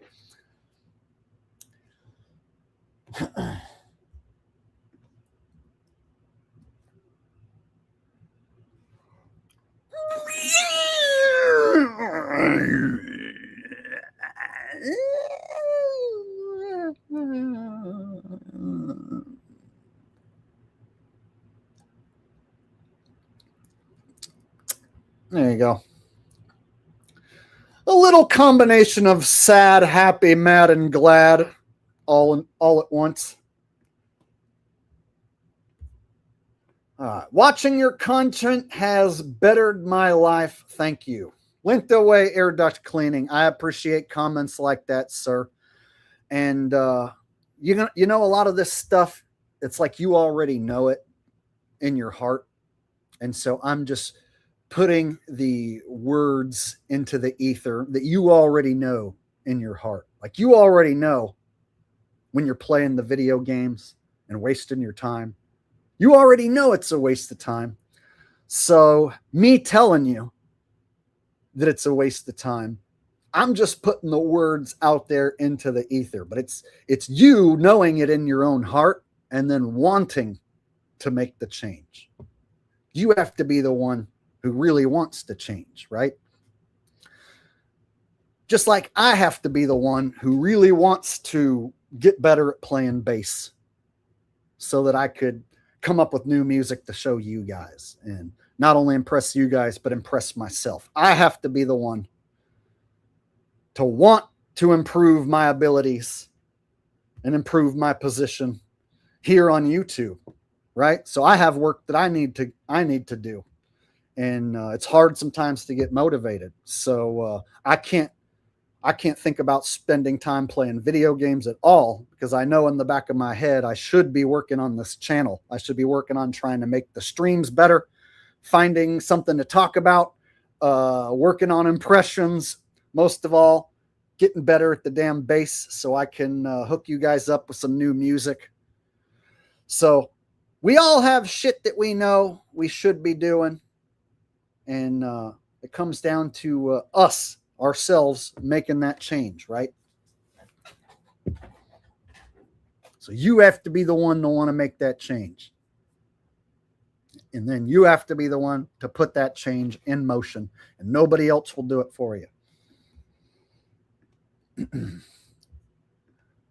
All right. Brian on Time says, beware of watered down gas. I just spent $2,576 on my engine due to high ethanol gas corroding my seals, allowing fluids to blend together in my radiator.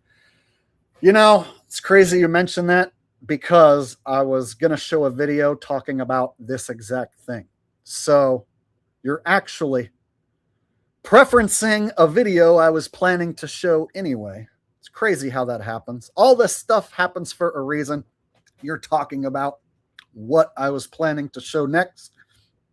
So Brian on Time, stick around. I'm going to be showing some videos discussing exactly what you're talking about here in just a minute. And thank you for the super chat. And I'm very sorry to hear about your engine, sir. So yeah, if there's cheap gas that has more ethanol and then more expensive gas, you're probably going to want to buy the more expensive gas and stay away from the gas that has the more ethanol because a lot of engines aren't made to run on the high ethanol gas, and they might run on it for a little while, but it supposedly can corrode the components and eat away at the seals like you're talking about. So I saw a few news reports saying exactly what you're talking about here. So,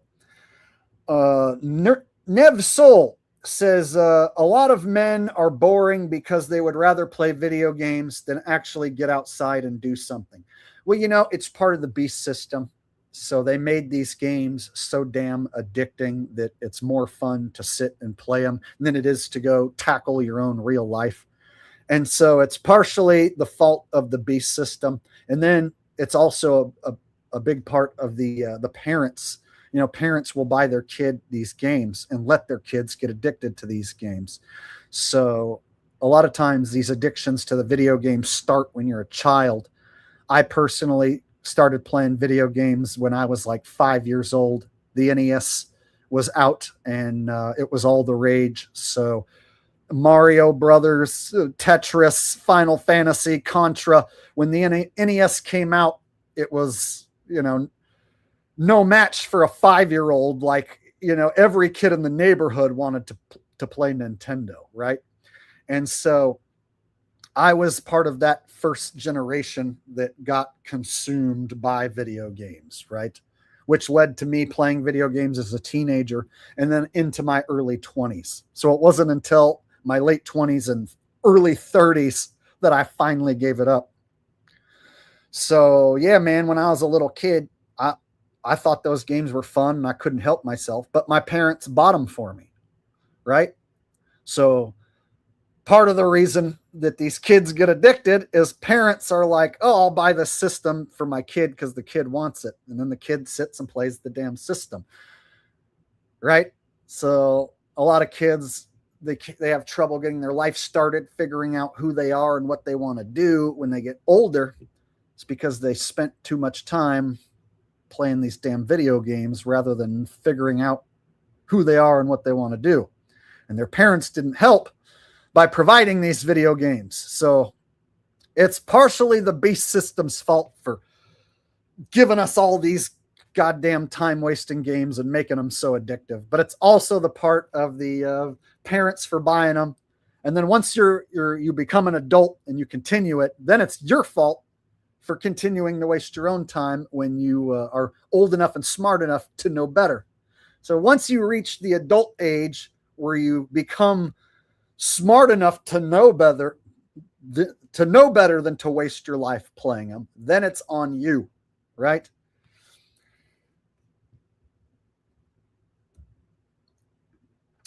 RY says, I need a Trump shout out to Lint Away air duct cleaning. Let me tell you what, folks, the air ducts have never been cleaner ever since we hired the best damn lint cleaning service this side of the Mississippi. Lint Away air duct cleaning service. Let me tell you, these vents, when I first showed up to the White House, Creepy Joe and his regime, they left the vents in terrible shape. I got to tell you, there was lint everywhere. Dirty, nasty, Creepy Joe lint just caked all over the vents. And when I hired Lint Away air duct cleaning, within one evening, he had all of it cleaned up. And now he comes regularly. He keeps the place spick and span. It's really quite amazing how great of a job Lint Away air duct cleaning is able to clean all of our vents. That's why we have the hottest country in the world right now, is because we are operating so efficiently due to the clean ventilation system.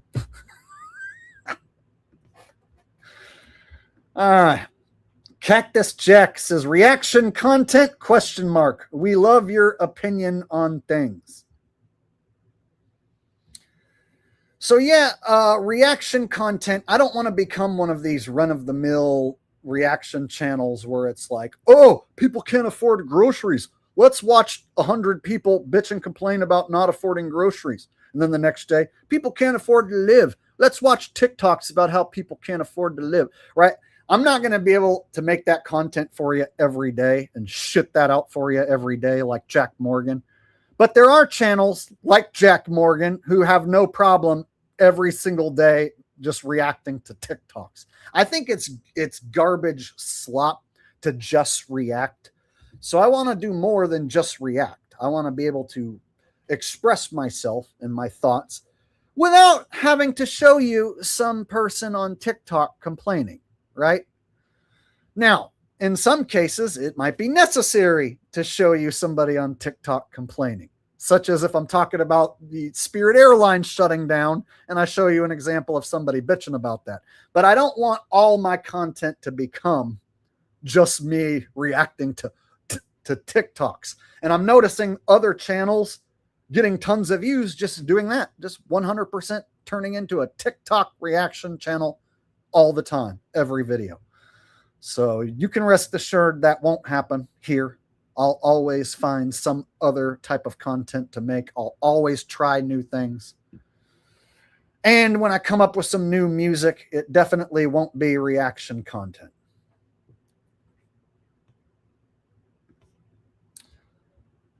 All right. Doxological Thinker says, time to start a Jake the Awake travel fund.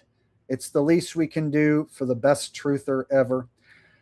I mean, we don't know what's going to happen. The cost of gas might peak and then come back down and be reasonable again. And so maybe 5-10 years from now, the gas might level out for a while, and it might not be as bad as I'm thinking it might be, but we really don't know. So right now, it's pretty damn expensive, and perhaps it might go back down a little bit, but for the most part, everything just goes up and up and up and up and up, and shit very rarely comes back down. So I'm not trying to spend a bunch of money traveling frivolously. So if I am going to travel and try and raise funds to travel, I would need a specific reason, such as like a comedy and music tour. Like if I planned 4 or 5 dates or whatever, and I was going to travel and perform a show in specific areas, that might be a good reason to try and come up with the funds. But as far as this like basic travel, like I was telling you, just me heading over to the coast to enjoy a night or two, hanging out with my dog, walking on the beach and stuff, just simple stuff like that is becoming super expensive to the point where I'm not going to be able to afford to do it that often, right? So if they're going to take away our ability to travel and make it super expensive, I'm going to need to make sure when I do travel that I have a good reason to do so. If that makes sense. So if I was going to try and raise some funds, there'll be a tour or a reason for it. And right now I don't have that set up. Thank you, Doxological Thinker, for the very generous super chat. Davey D with a super chat says, over 420 plus in the chat. Push Jake to 100K. It might take a few years, bro. I lost subs this last few weeks, exposing that the White House shooting was staged. I lost subs. They do not let this channel grow unless it's football season. If I'm talking about football being staged, then I'll grow 50, 100 subs in a day, right? So then in 10 days, I can grow 1,000 subs. So I'm within striking distance of the 100,000. It's just the channel does not grow at fucking all unless I'm talking about football being rigged. And right now, it ain't football season. So I can tell you all, slam the thumbs up button, make sure you're subscribed, but my last few videos, they just, in streams, they just steal the subs away. Or people are choosing to unsub. Maybe there's people who think that the Trump shooting was real and they're genuinely disgusted with me and wanted to unsub because of the video I made. I don't know. Sometimes I can't tell if it's people genuinely not liking me anymore, choosing to unsub, or whether it's YouTube just punishing me and stealing the subs, or a combination of both. But the bright side is, the good news is, September will come. The next football season will come.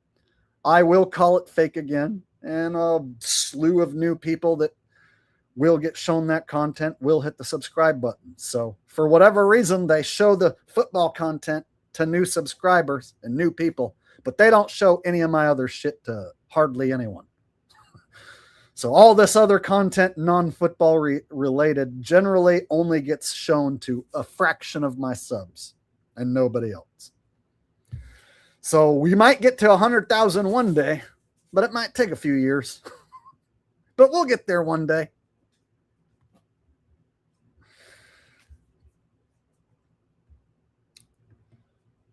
Lintaway Air Duct Cleaning says, it'd be awesome to have a subscriber meetup in Cali. So I have done subscriber meetups before, and I would like to do some of those again. So some sort of subscriber meetup / show, I think would be the best of both worlds. That way it's not just you showing up just to say hi and shake my hand. It's like I maybe can perform like some impressions and a few songs and do a subscriber meetup. So I have to figure out a way to possibly combine a meetup with like a concert and a comedy show and do like some sort of hybrid show.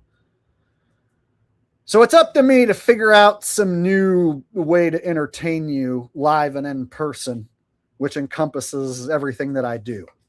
And so I've done it in the past where I've had successful meetups where a decent amount of people showed up.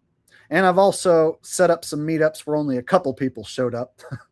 And so what I've learned is if I am going to set up some sort of meetup, it takes proper promotion, and I got to promote it ahead of time so that people have time to prepare and plan accordingly to show up. But how many people are going to want to show up if gas goes up to $20 and nobody can afford to go anywhere? Cactus Jack says, I know you get tuckered out from all the impressions, but before the end of the stream, could we get 10 seconds of Elmo? Elmo will give you 10 seconds right here, right now. Are you ready? Let's begin. 10, 9, 8, 7, 6, 5, 4, 3, 2, 1. 10 seconds of Elmo. There. Was that good? That's what you wanted, right? All right. There you go. I don't know why a grown man wants to hear Elmo, but there you go. Here I am, a guy who does Elmo impressions regularly. I'm like, I don't know why you want me to do that, but okay. If you find some sort of enjoyment out of that, sir. Davey D says, you deserve them YouTube play buttons, buddy. Well, you know, what difference does it make if I have 100,000 subs or 90,000 or 190,000 or 1 million, right? It's all about making meaningful content that people resonate with. And so that's what I'm here to do. And I want to continue to get better at making content for you guys. I need to find ways to improve this so that it's a more enjoyable experience for everybody and nobody ever gets bored, and we can keep having all this fun and nobody else can come along and duplicate what I'm doing here. So right now I've done a pretty good job at creating something that nobody can come along and duplicate and steal from me. And so they have other shills who do streams where they talk about conspiracies, but they can't create this same vibe. So what I need to do is make sure that this vibe that we have here stays special. And I need to find ways to improve upon it so that we have this special thing that we can all enjoy. And if I do that, that should help keep me entertained and happy while I'm here. Keep me from getting too depressed.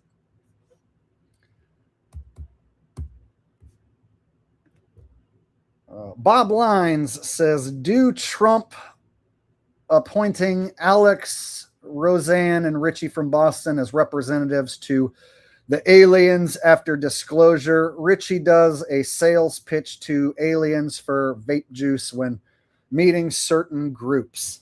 Oh, what?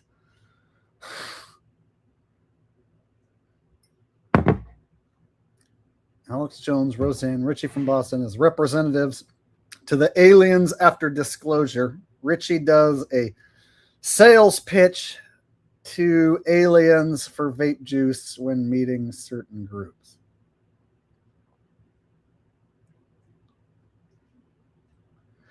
Fuck, dude. All right. All right, I'm getting a little tired, and this is going to be tough. Making me do like 4 different people. All right, so I'm proud to announce that it's no longer a rumor. The aliens are here. This is full disclosure. The aliens have invaded, and they've been here for quite some time. Not only that, I've been acting in accordance with their plans all along. I am essentially the first ever alien president that you've ever had. And that's why right now, why the country is so hot. It's because I'm working on behalf with aliens who are from another world. But don't be scared. They're here to help. And I've appointed some representatives to help us all along. Now that we're disclosing the fact that beings from another world are here and they are in control. Folks, that's one of the reasons why that they took down Infowars is because of this full disclosure. Now that aliens are running this place, there's no need for blowhards like me to be crashing out. No reason for a asshole like me to be on here crying and puking and telling you about what's going on with these goddamn deep state democrats anymore, folks. So these aliens, they're going to be doing all the talking from now on. So we're going to be signing out. This is going to be the last ever edition of Infowars. And I want to thank everybody for watching. So from now on, you're going to be hearing the truth from the aliens who are here. As you heard Trump said, this is full disclosure, folks. So there's no reason for Infowars to be around. No reason for me to be around. So I think I'm going to be ending it all very soon, right after I finish consuming my neighbor's ass. As I've been saying for a long time, things are getting dark, things are getting scary. And there's only one way to cure what ails us all. And that is, of course, you're going to need to buy my 100% organic Bible vape juice. When Trump talks about alien disclosure, what's really going on is that Chinese nano drones have infested his anus. So he thinks he's under the control of aliens, but really it's actually the Chinese nano drones. So what we're going to need to do is we're going to need to get Trump to vape exclusively my organic Bible vape juice and no other vape juice in order to get these Chinese nano drones out of Trump's ass, in order to get him acting right again.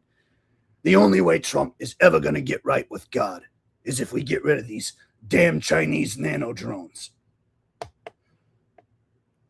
Richie, after hearing what you have to say, you might possibly be right. So right here, right now, live in front of everybody, I'm willing to vape your Chinese nano drone Bible vape juice.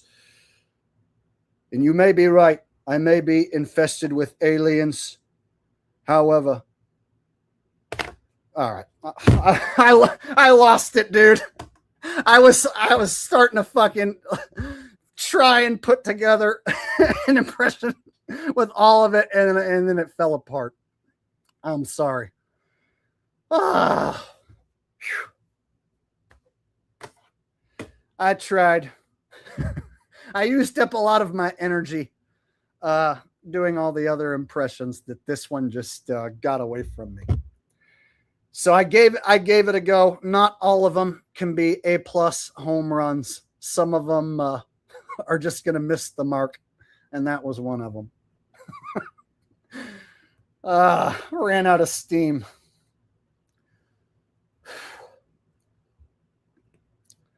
New Tartarians says, hello, Sir Jake. I would gladly rally with your Canadian fans and make a pilgrimage to subscriber meetup in California someday. Best stream on YouTube. Thank you for what you do. Thank you very much for the layup super chat, sir. And if I ever make it to Canada, I would be glad to party down with all my Canadian fans. I've actually never been to Canada.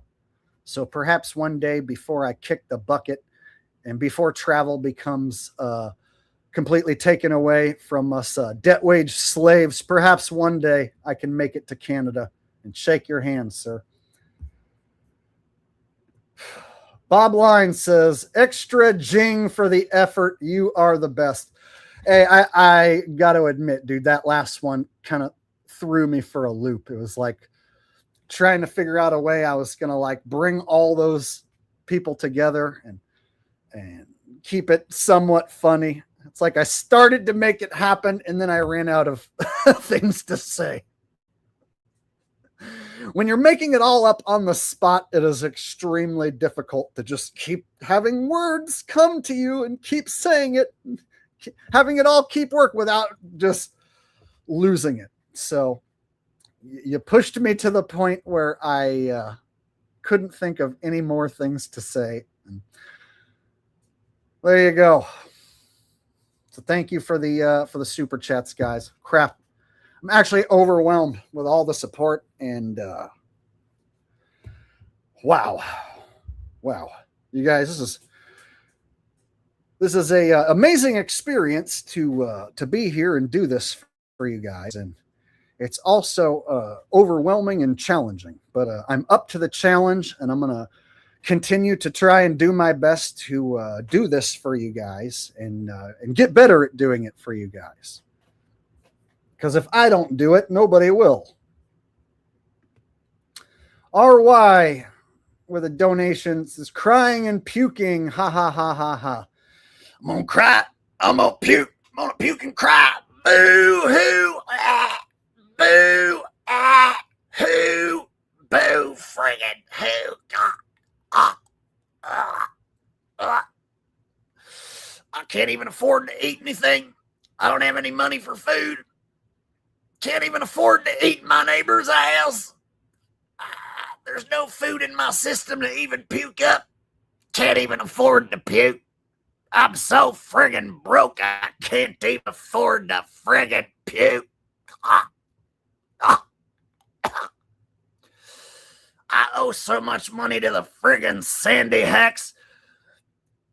I literally am worth negative $1 billion right now, folks. I don't even have no money. I have negative $1 billion. The only way I would have any money is if you gave me $1 billion, and then I would be broke. Folks, I'm going to need $1 billion in order to be broke. There we go.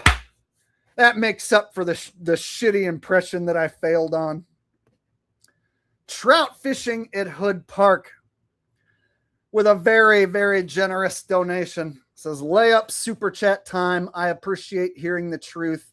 You make a confusing world make sense. Not an easy thing to do. Okay, I think I've made it through all the super chats. You guys, I'm overwhelmed. I really am.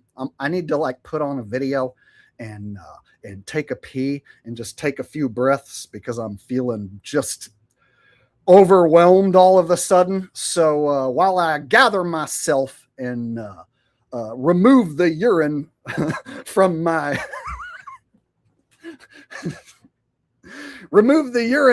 system, I'm going to go ahead and put on a video. Thank you very much, Trout Fishing at Hood Park. That is an extremely generous super chat, sir.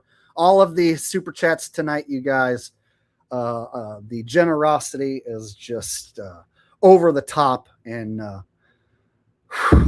I can't thank you guys enough. You guys are the reason why I am doing all this at this point.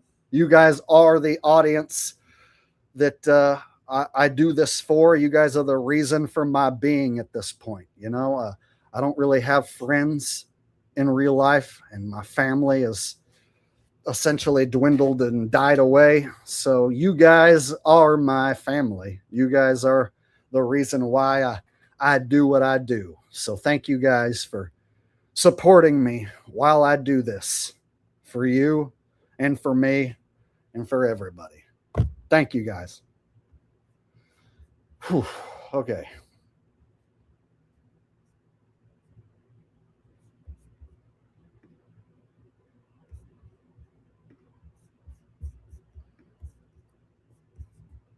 Let me get rid of this video and show you guys the gas pump video, because we were talking about the gas being watered down. So let me show a video about that.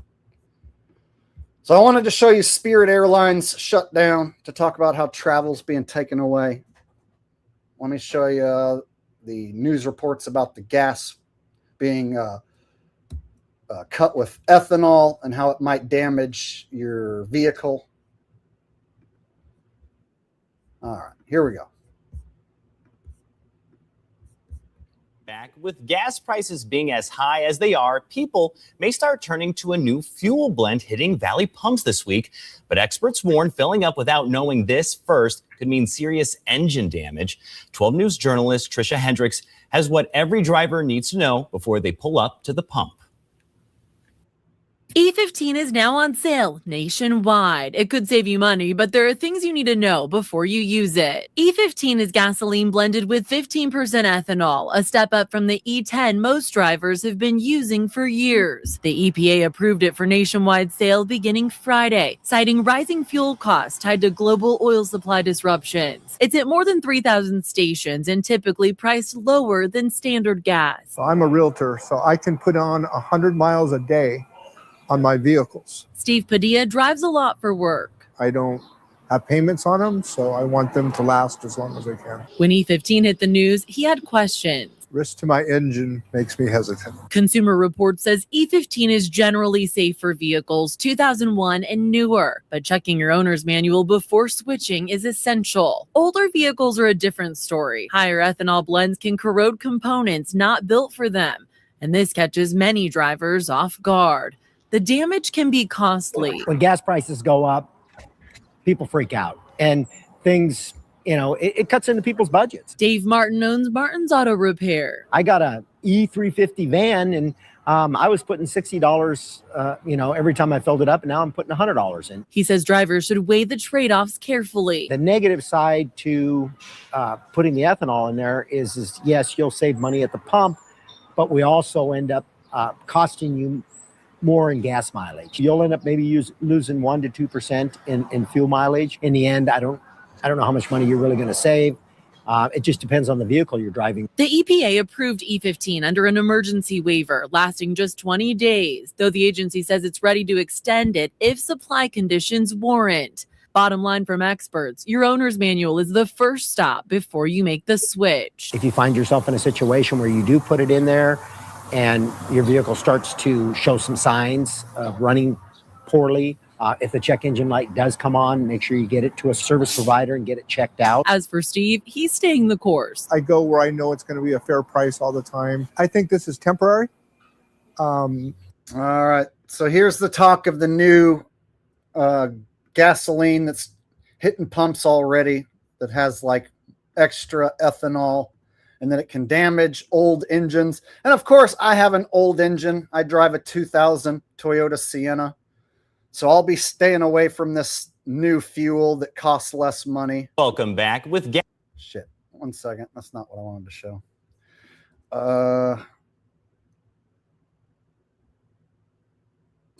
Here it is.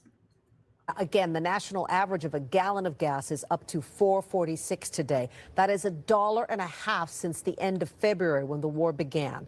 However, of course, here in California, we're now up to average of $6.11 a gallon. And if that number sounds tough to swallow, you may need to sit down for this next story. California imports nearly all of its oil from other places, including the Middle East. Tonight, the last California-bound oil tanker to safely make it through the Strait of Hormuz is being offloaded in Southern California. And as NBC Bearia's Jody Hernandez explains, once that oil is gone, California drivers could be facing an even more expensive problem at the pump. It's painful. It's painful. Conrad Dandridge of Martinez says that's how it feels every time he gasses up. You're trying not to drive unless you have to, but I've got kids and things to do, so trying to use the car that gets the best gas mileage, the Civic, and then trying to get the gas at the cheapest place I can find it. But energy experts say consumers should brace for prices to spike even more. It looks as if things are going to continue to extend longer, and I'm afraid that that puts more upward pressure on price. The last tanker to pass through the Strait of Hormuz just arrived to the port of Long Beach, and California won't likely see any more from the Middle East in the near future. As this goes on for a longer time and we are getting no supplies through the Strait of Hormuz, the world is drawing down inventories. We will start to see physical shortages, and there are signs of this already in Asia, in Europe. Energy experts say California gets about 30% of its oil from the Middle East. Refineries will now have to rely more heavily on places like Ecuador, Venezuela, Canada, and Brazil for its crude. Severin Borenstein, director of UC Berkeley's Energy Institute, says while we likely won't see shortages in California, we'll feel the impact. It's not that California could or couldn't get crude oil because of who it used to buy from. It's that California is going to have to pay a much higher price for its crude oil, including the crude oil that is produced in California. And so looks like if this continues, I'll at some point have to flee California. But if these high prices spread across the whole country, you know, what are you going to escape? Am I going to escape California and move to the Midwest where gas is slightly cheaper but still expensive as fuck, right? So I have to abandon the state that I grew up in because it's getting so expensive. But if it gets expensive everywhere, then it won't matter, right? Like if gas goes up to $20 a gallon in California and I flee to the Midwest where it's $15 a gallon, well, either way, it's still going to be too damn expensive to go anywhere, right? And so it's scary to think that this is the beginning of how they get us all to stay home. They don't need a plandemic. They just make those numbers keep going higher. They don't need a plandemic. They don't need a fake illness or sickness to get people to stay home.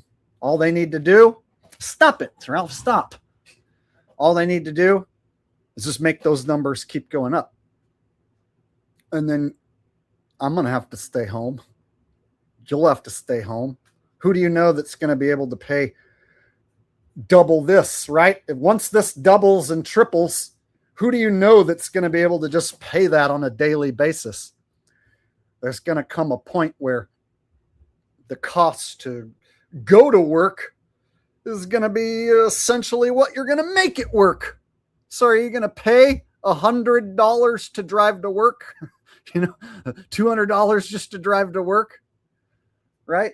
At some point, these numbers are going to get so high, everything's going to grind to a damn halt. And they won't need a plandemic to do it. So it's kind of scary. And that's not just California. I mean, it's gonna be worse in California, but it'll still be expensive everywhere. Like I said, if it goes up to 20 here in California, but in the Midwest it's $15, well, that's still ungodly expensive, right? I've never paid $15 for a gallon, so it wouldn't matter where you live. If it goes up high enough, we're all screwed. So there was some people who have pointed out, like, oh, if gas goes up $1 or $2 and you're complaining, you should probably just get a better job. Well, if gas goes up a lot, the cost of everything goes up with it. So it's not just the gas. It's the cost of food and the cost of utilities and the cost of services. This is everything.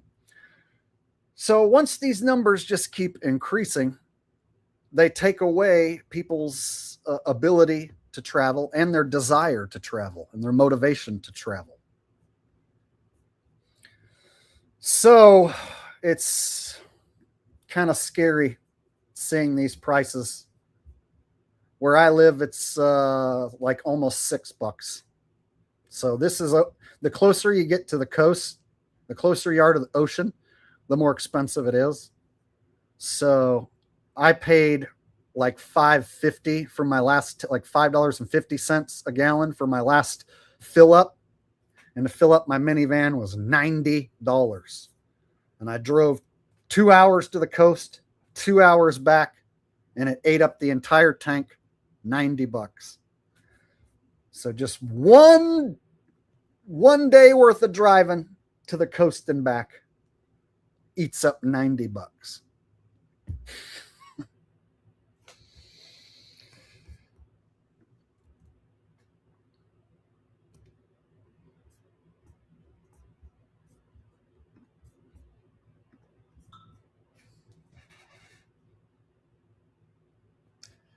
And yes, I got a text from Rose about Jonna's super chat for me to perform. So before I shut it down tonight, I need to save some energy to perform some slap bass, which will probably make me feel better because this is starting to depress me. Like I said, guys, I wanted to explain this, how they're taking away our ability to travel right before our very eyes, and nobody can do anything about it. I wanted to explain this, but it's depressing, right? So there's no way for me to explain this and be like, isn't this cool? No, it's depressing as fuck. So no way around this doom and gloom because we're all facing it, right? It's not just going to hit me hard. It's going to hit you guys hard. And I'm sure it's already hit some of you hard. This has already devastated plenty of you, I'm sure.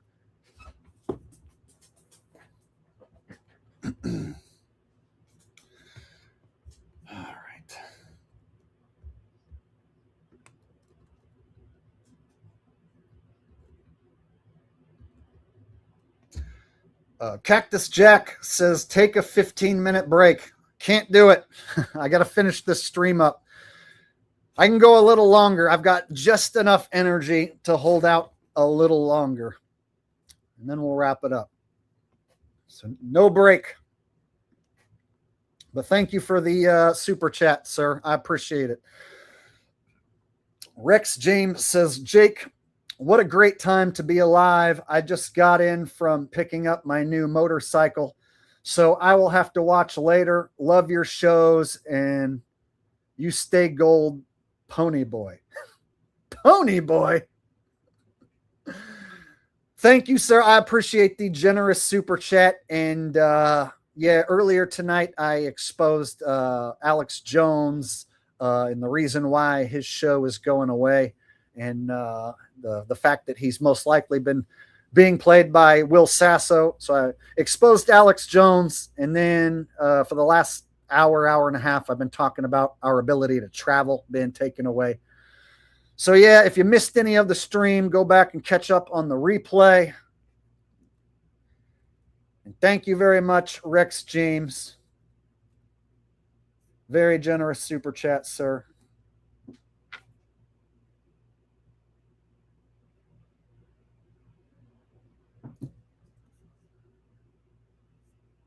RY says, Morgan Freeman use E15 gas. Trust me.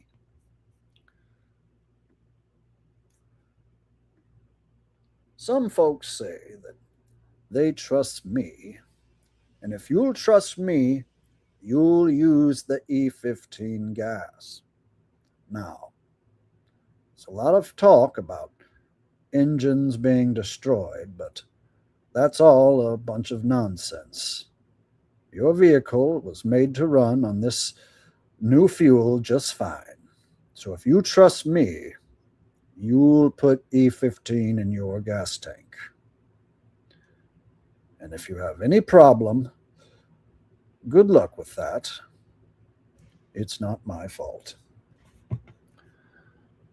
I'm Morgan Freeman. This is how Morgan Freeman sounds in my mind.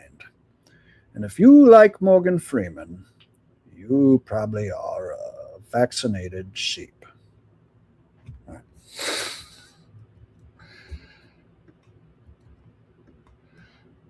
right. Lintaway Air Duct Cleaning says, come to Oz and work with your boy. Or Oz? Or Arizona? It's an AZ. It looked like an OZ. At first, I'm like, Oz? You mean like Australia Oz? Arizona. The thing about Arizona, I like it during all of the months except for summer. Like Arizona's cool as a state. I like the desert except summertime. So in the summertime, I can't stand the overwhelming heat. It messes with me. So in the summertime, I have to be in weather that's not that hot. And the problem with Arizona is like most of the state, the majority of the state, summertime comes, it's like 115, 120, and it's the only thing you can do is just sit in the air conditioning. So that's the thing about Arizona that I don't like, is that in the summertime, it gets ungodly hot. I'm kind of finicky when it comes to weather. I'm a sucker for nice weather. And that's one of the main reasons why I've stayed in California, is because I prefer nice weather. I don't like it to be too cold. I don't want to shovel snow, and I don't like it to be too hot.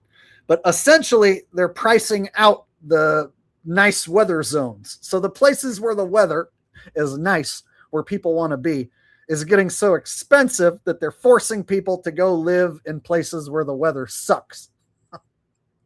So at some point, I might get priced out and forced into living in a place that's much colder or hotter than I like it. So let me tell you what, lint away air duct cleaning. If the channel goes to shit and I have no other option, then I'll hit you up and I'll be your lint cleaning apprentice. And I'll become your lint cleaning assistant helper. It's good to know that I have a fallback plan. If all this goes to shit and I'm desperate for work and nobody's going to hire me because I've been a guy online talking about conspiracies and doing Elmo impressions for the last 10 years, you'll hire me. So you're my get out of jail free card. If everything turns to shit and I need some work, you're going to be there to help me. It's good to know I have a fallback plan if all this fails. Let's hope I don't need to use that fallback plan. All right. New Tartarian says, if you did a trip to Canada, I highly recommend Vancouver. Could be a great Jake the Awake Truther meetup rendezvous point due north on the West Coast. So I really love the northern coast. Northern California coast is beautiful. Oregon's coast is beautiful. And Washington is pretty nice as well. And so I would figure that Canada's West Coast is beautiful, and that the coast in Alaska, when the weather's nice, I'm sure that's beautiful as well. I'm a sucker for the ocean. I love the ocean. That's why I had to go recently to spend a few days there, since it has been so long since I had been to the ocean. I had to go. And so I made myself spend the money and force myself to take time off and go over there. And I rediscovered my love for the ocean. So yes, I am a sucker for the nice weather, and I'm a sucker for the coast. There's something about the sea breeze, the ocean mist. It's like a fresh smell, makes me feel alive. Something about the nice, cool sea breeze hitting my face that I just really love. So yeah, one of these days, maybe I can find a way to make it up there into Canada and do a meetup and explore some places I've never been on the coast. All that sounds wonderful. All I got to do is just make a shitload of money so that I can afford to do that. That's all I need to do. I just need to become one of the wealthy elites so that I can afford to travel and do stuff. That's all. No big deal.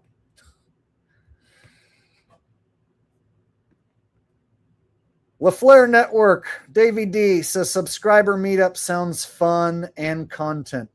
So yeah, I need to be able to make it into more than just a meetup, like a show. Like I do some impressions and maybe play a few songs, and it's a meetup, right? That way you guys have something to watch and be entertained by rather than just show up and say hi and shake my hand. So I've done meetups before and I've played shows before, but I've never done a meetup / show. So it's up to me to come up with some new hybrid form of entertaining you guys and then bring it to a town near you, right? So part of the process of making that happen, I need to become a better bass player and come up with some new songs so that then I can go on a mini tour and have some songs to play for you guys and have practice to where I have the ability to pull it off. And then I can whip out some impressions and some comedy bits as well.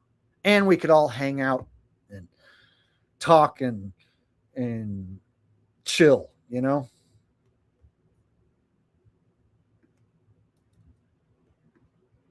Rex James says, Stay Gold Pony Boy was from a movie, The Outsiders. Great movie and cast, especially Patrick Swayze. Okay, I saw that a long time ago and haven't seen that in probably over 10 years. And so I totally don't remember the Pony Boy line. Sometimes I can remember old movie lines and repeat like entire sections from old 90s movies and 80s movies, but in this case, I totally forgot about the Pony Boy line. So, The Outsiders. I think that movie was shot at Santa Cruz, right? I think that's the place. That movie was shot at the place where I just went and hung out. Let me make sure about that.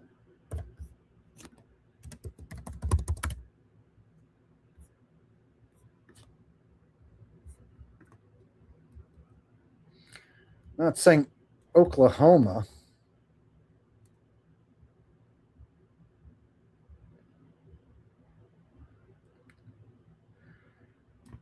I think I'm getting movies confused. What's the movie about, like the vampires?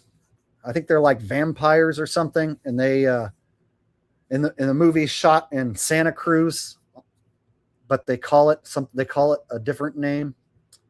God, now I'm getting the movie confused.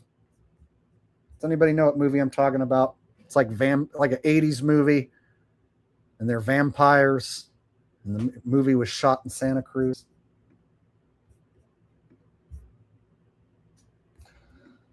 Lost Boys. That's what it was. Yeah, so the movie Lost Boys, it was shot in a town called Santa Cruz, and that's where I just went with Ralphie and spent a couple days. So that's like my favorite beach town is Santa Cruz. And so I like to go there and hang out and walk around on the beach and just suck in the vibe. And there's lots of people walking around enjoying the beach. So people are out smiling and enjoying themselves. So there's like this vibe, and people who go there are out, enjoying the nice weather. And so you'll see people out riding their bikes and taking walks. And so it's like this whole vibe. And I really, really love it there. It's just super expensive to live there. So I would live there if I could, but it's just so damn expensive. So yeah, that's the place that I went, the Lost Boys filming location.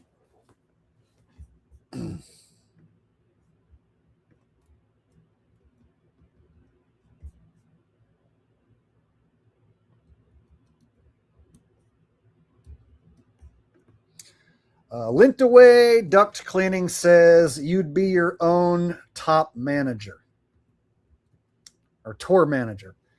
Yeah, I know. There's so much work that I need to do. I need to get my shit together and focus every day on it. I need to make new music. I need to improve these streams, try and come up with some guests and stuff like that.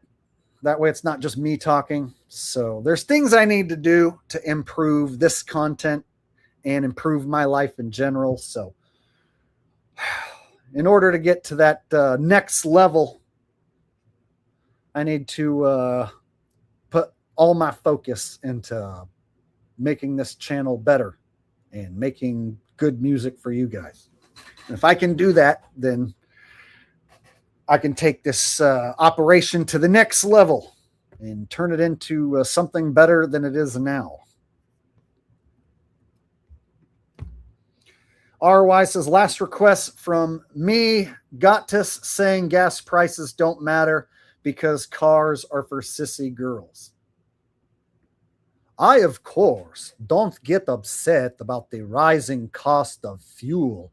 That is because cars are for sissy girls.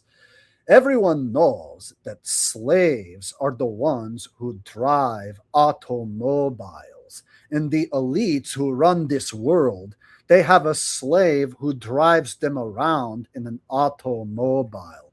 So I refuse to be a slave and operate an automobile. I am the one who should be being transported by a slave driver. So I am the one who needs to be driven by a slave. That is why you don't see me driving an automobile. And that is because cars are for sissy girls. You would never, ever see me driving an automobile. And this is simply because I am in the big club, so to speak, with the elites. And we simply do not drive ourselves anywhere that we need to go. We have a hired slave to do the traveling for us.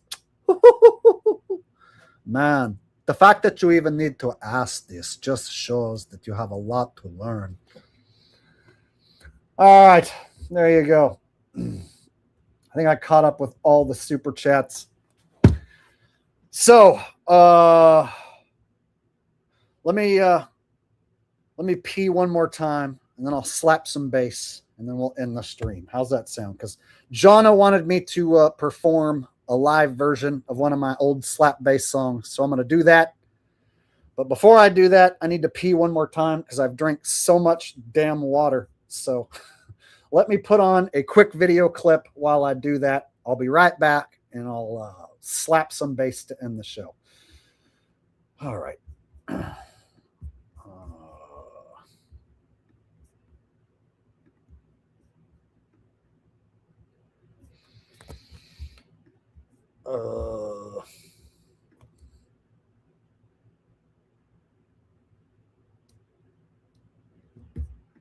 2 years ago.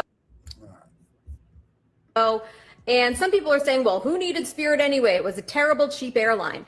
It allowed a lot of people who wouldn't otherwise be able to travel to go visit family and travel. I took Spirit a couple of years ago to go to Vegas, and I knew what I was paying for. Super cheap flight, got there safely, no big deal. So it's definitely a bummer that this airline went under. Somebody play my saxophones, man.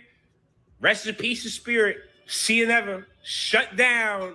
And I mean, RIP to our pockets, because if they shutting down, that means these prices about to sky rocket. They were showing niggas about this shit 3:01 a.m. They shut down. Last flight lands, they get over the little intercom. Thank you. Good night. We are closed. And people are like, whoa, wait a second. I got a layover here. What's up? Sorry, no can do. We can't help you out with that. You can book through another airline though. And to make it even more egregious, Spirit was taking people's money and letting them buy tickets, non-refundable, by the way, up until the last minute, because, you know, that says everything about American corporation greed. All the girls going to Miami, cancel your flights, baby, because Spirit is gone. Gas got to them. They could no longer afford the fuel. 17,000 workers are going to be out of jobs, including 14,000 employees and thousands of contractors and people who just depended on Spirit. all y'all flights are canceled. Now, if you have a ticket from Spirit Airlines and you need to get to where you need to go, here are the airlines that are willing to work with you. American Airlines has a fare cap, it's price limits. They're going to help you with making sure that the prices don't skyrocket when you turn that ticket in. Frontier to the rescue, y'all get up to 50% off. All my Miami girls, go ahead and lock in. United is offering like $200 to $300 one-way fares, but here's the kick. You have to do a loyalty sign up, but they trying to get in on the back end. JetBlue got $99. I'll run for them. They rebooking quickly, and you knew Southwest wasn't going to be left out. They're going to offer you some low fares. Honestly, I ain't never heard of the one at the bottom. The effects of this war is starting to hit corporations. I know they fucking nervous now. Let's see who makes the phone call to win.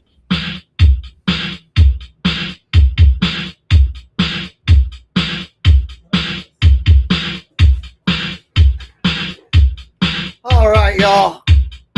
Before we shut this stream down, I'd like to dedicate this next song to my moderator, Jonna. She sent a super chat and she requested that I play Booty Bumpin'. So right here, right now, I'm going to play Booty Bumpin' just for you. Thanks, Jonna.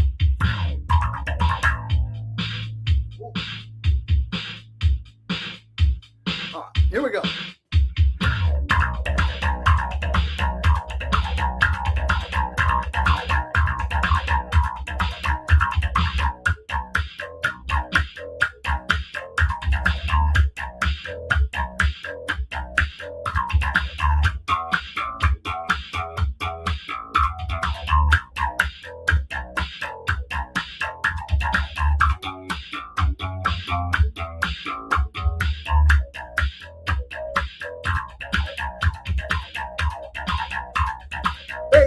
Say I've been feeling lately something isn't right now. You've got me kind of crazy. You got me feeling something. This is what I know. I love to get your booty bumping just like the night before. Love to take it slowly, but I gives it to you fast. My memories be fading. We gotta make it last. Got to make it last. Got to make it last. Last, last, last, last, last, all night long.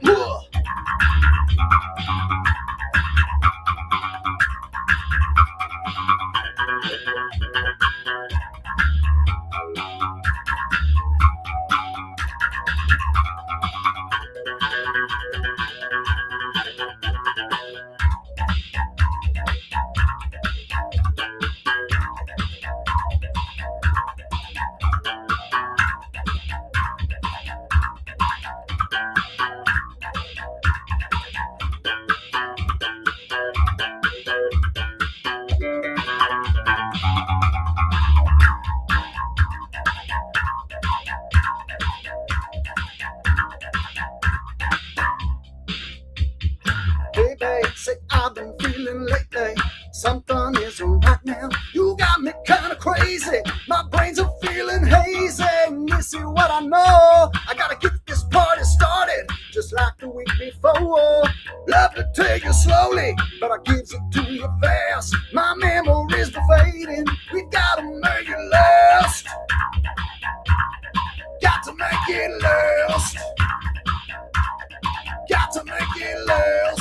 Last, last, last, last, last. Oh, it's party time. Woo! Woo! Woo!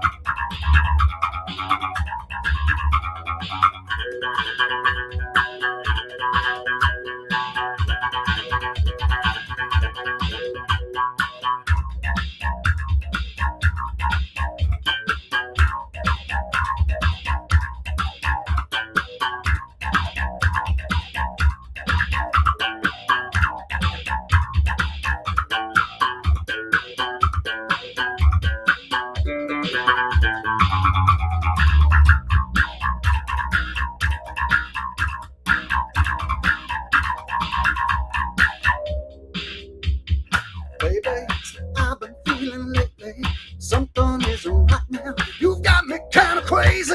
You got me feeling something. This is what I know. I love to get your booty bumping just like the night before. Love to slowly, but gives it to you fast. My memories are fading. I think I'm about to blast. Think I'm about to blast. Think I'm about to blast. Blast, blast, blast, blast, blast. Ooh, yeah.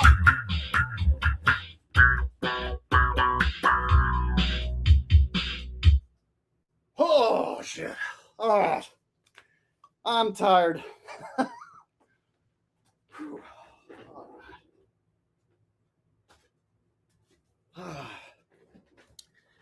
And the music will improved. I haven't been playing bass lately, so I just got the bass hooked back up. The plan is to improve so that I can show off more often for you guys. So look forward to more bass jams coming to a live stream near you. All right.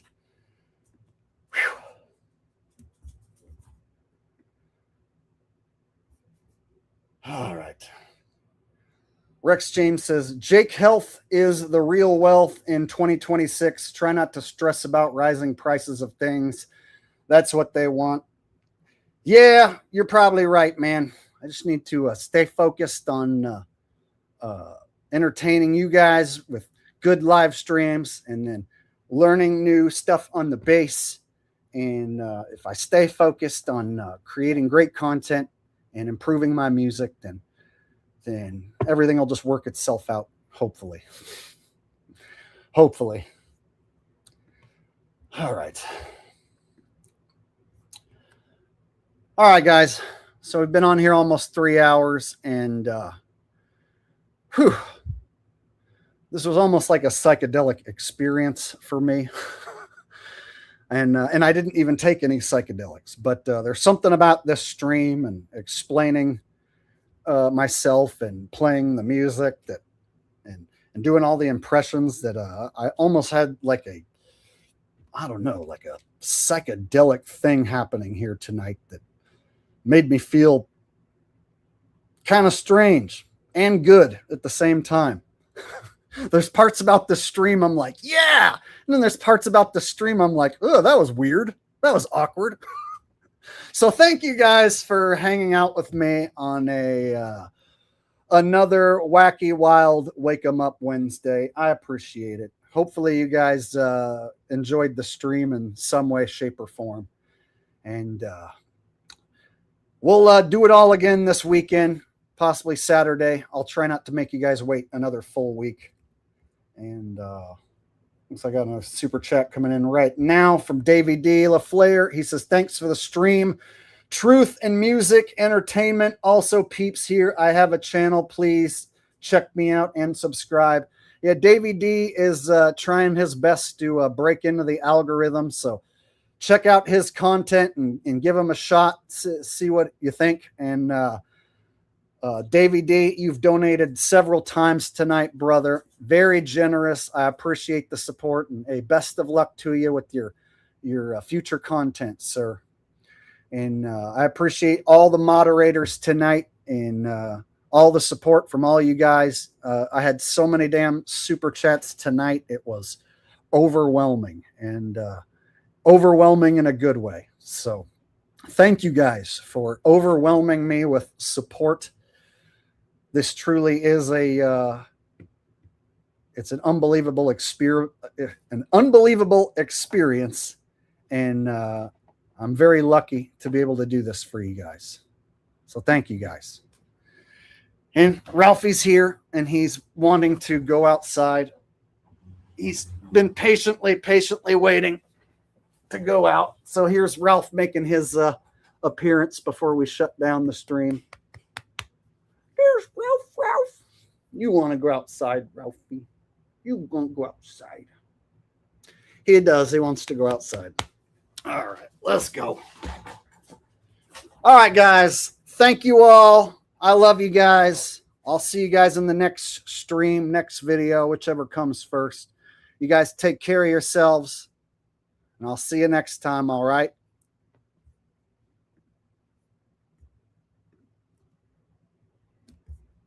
Bye-bye.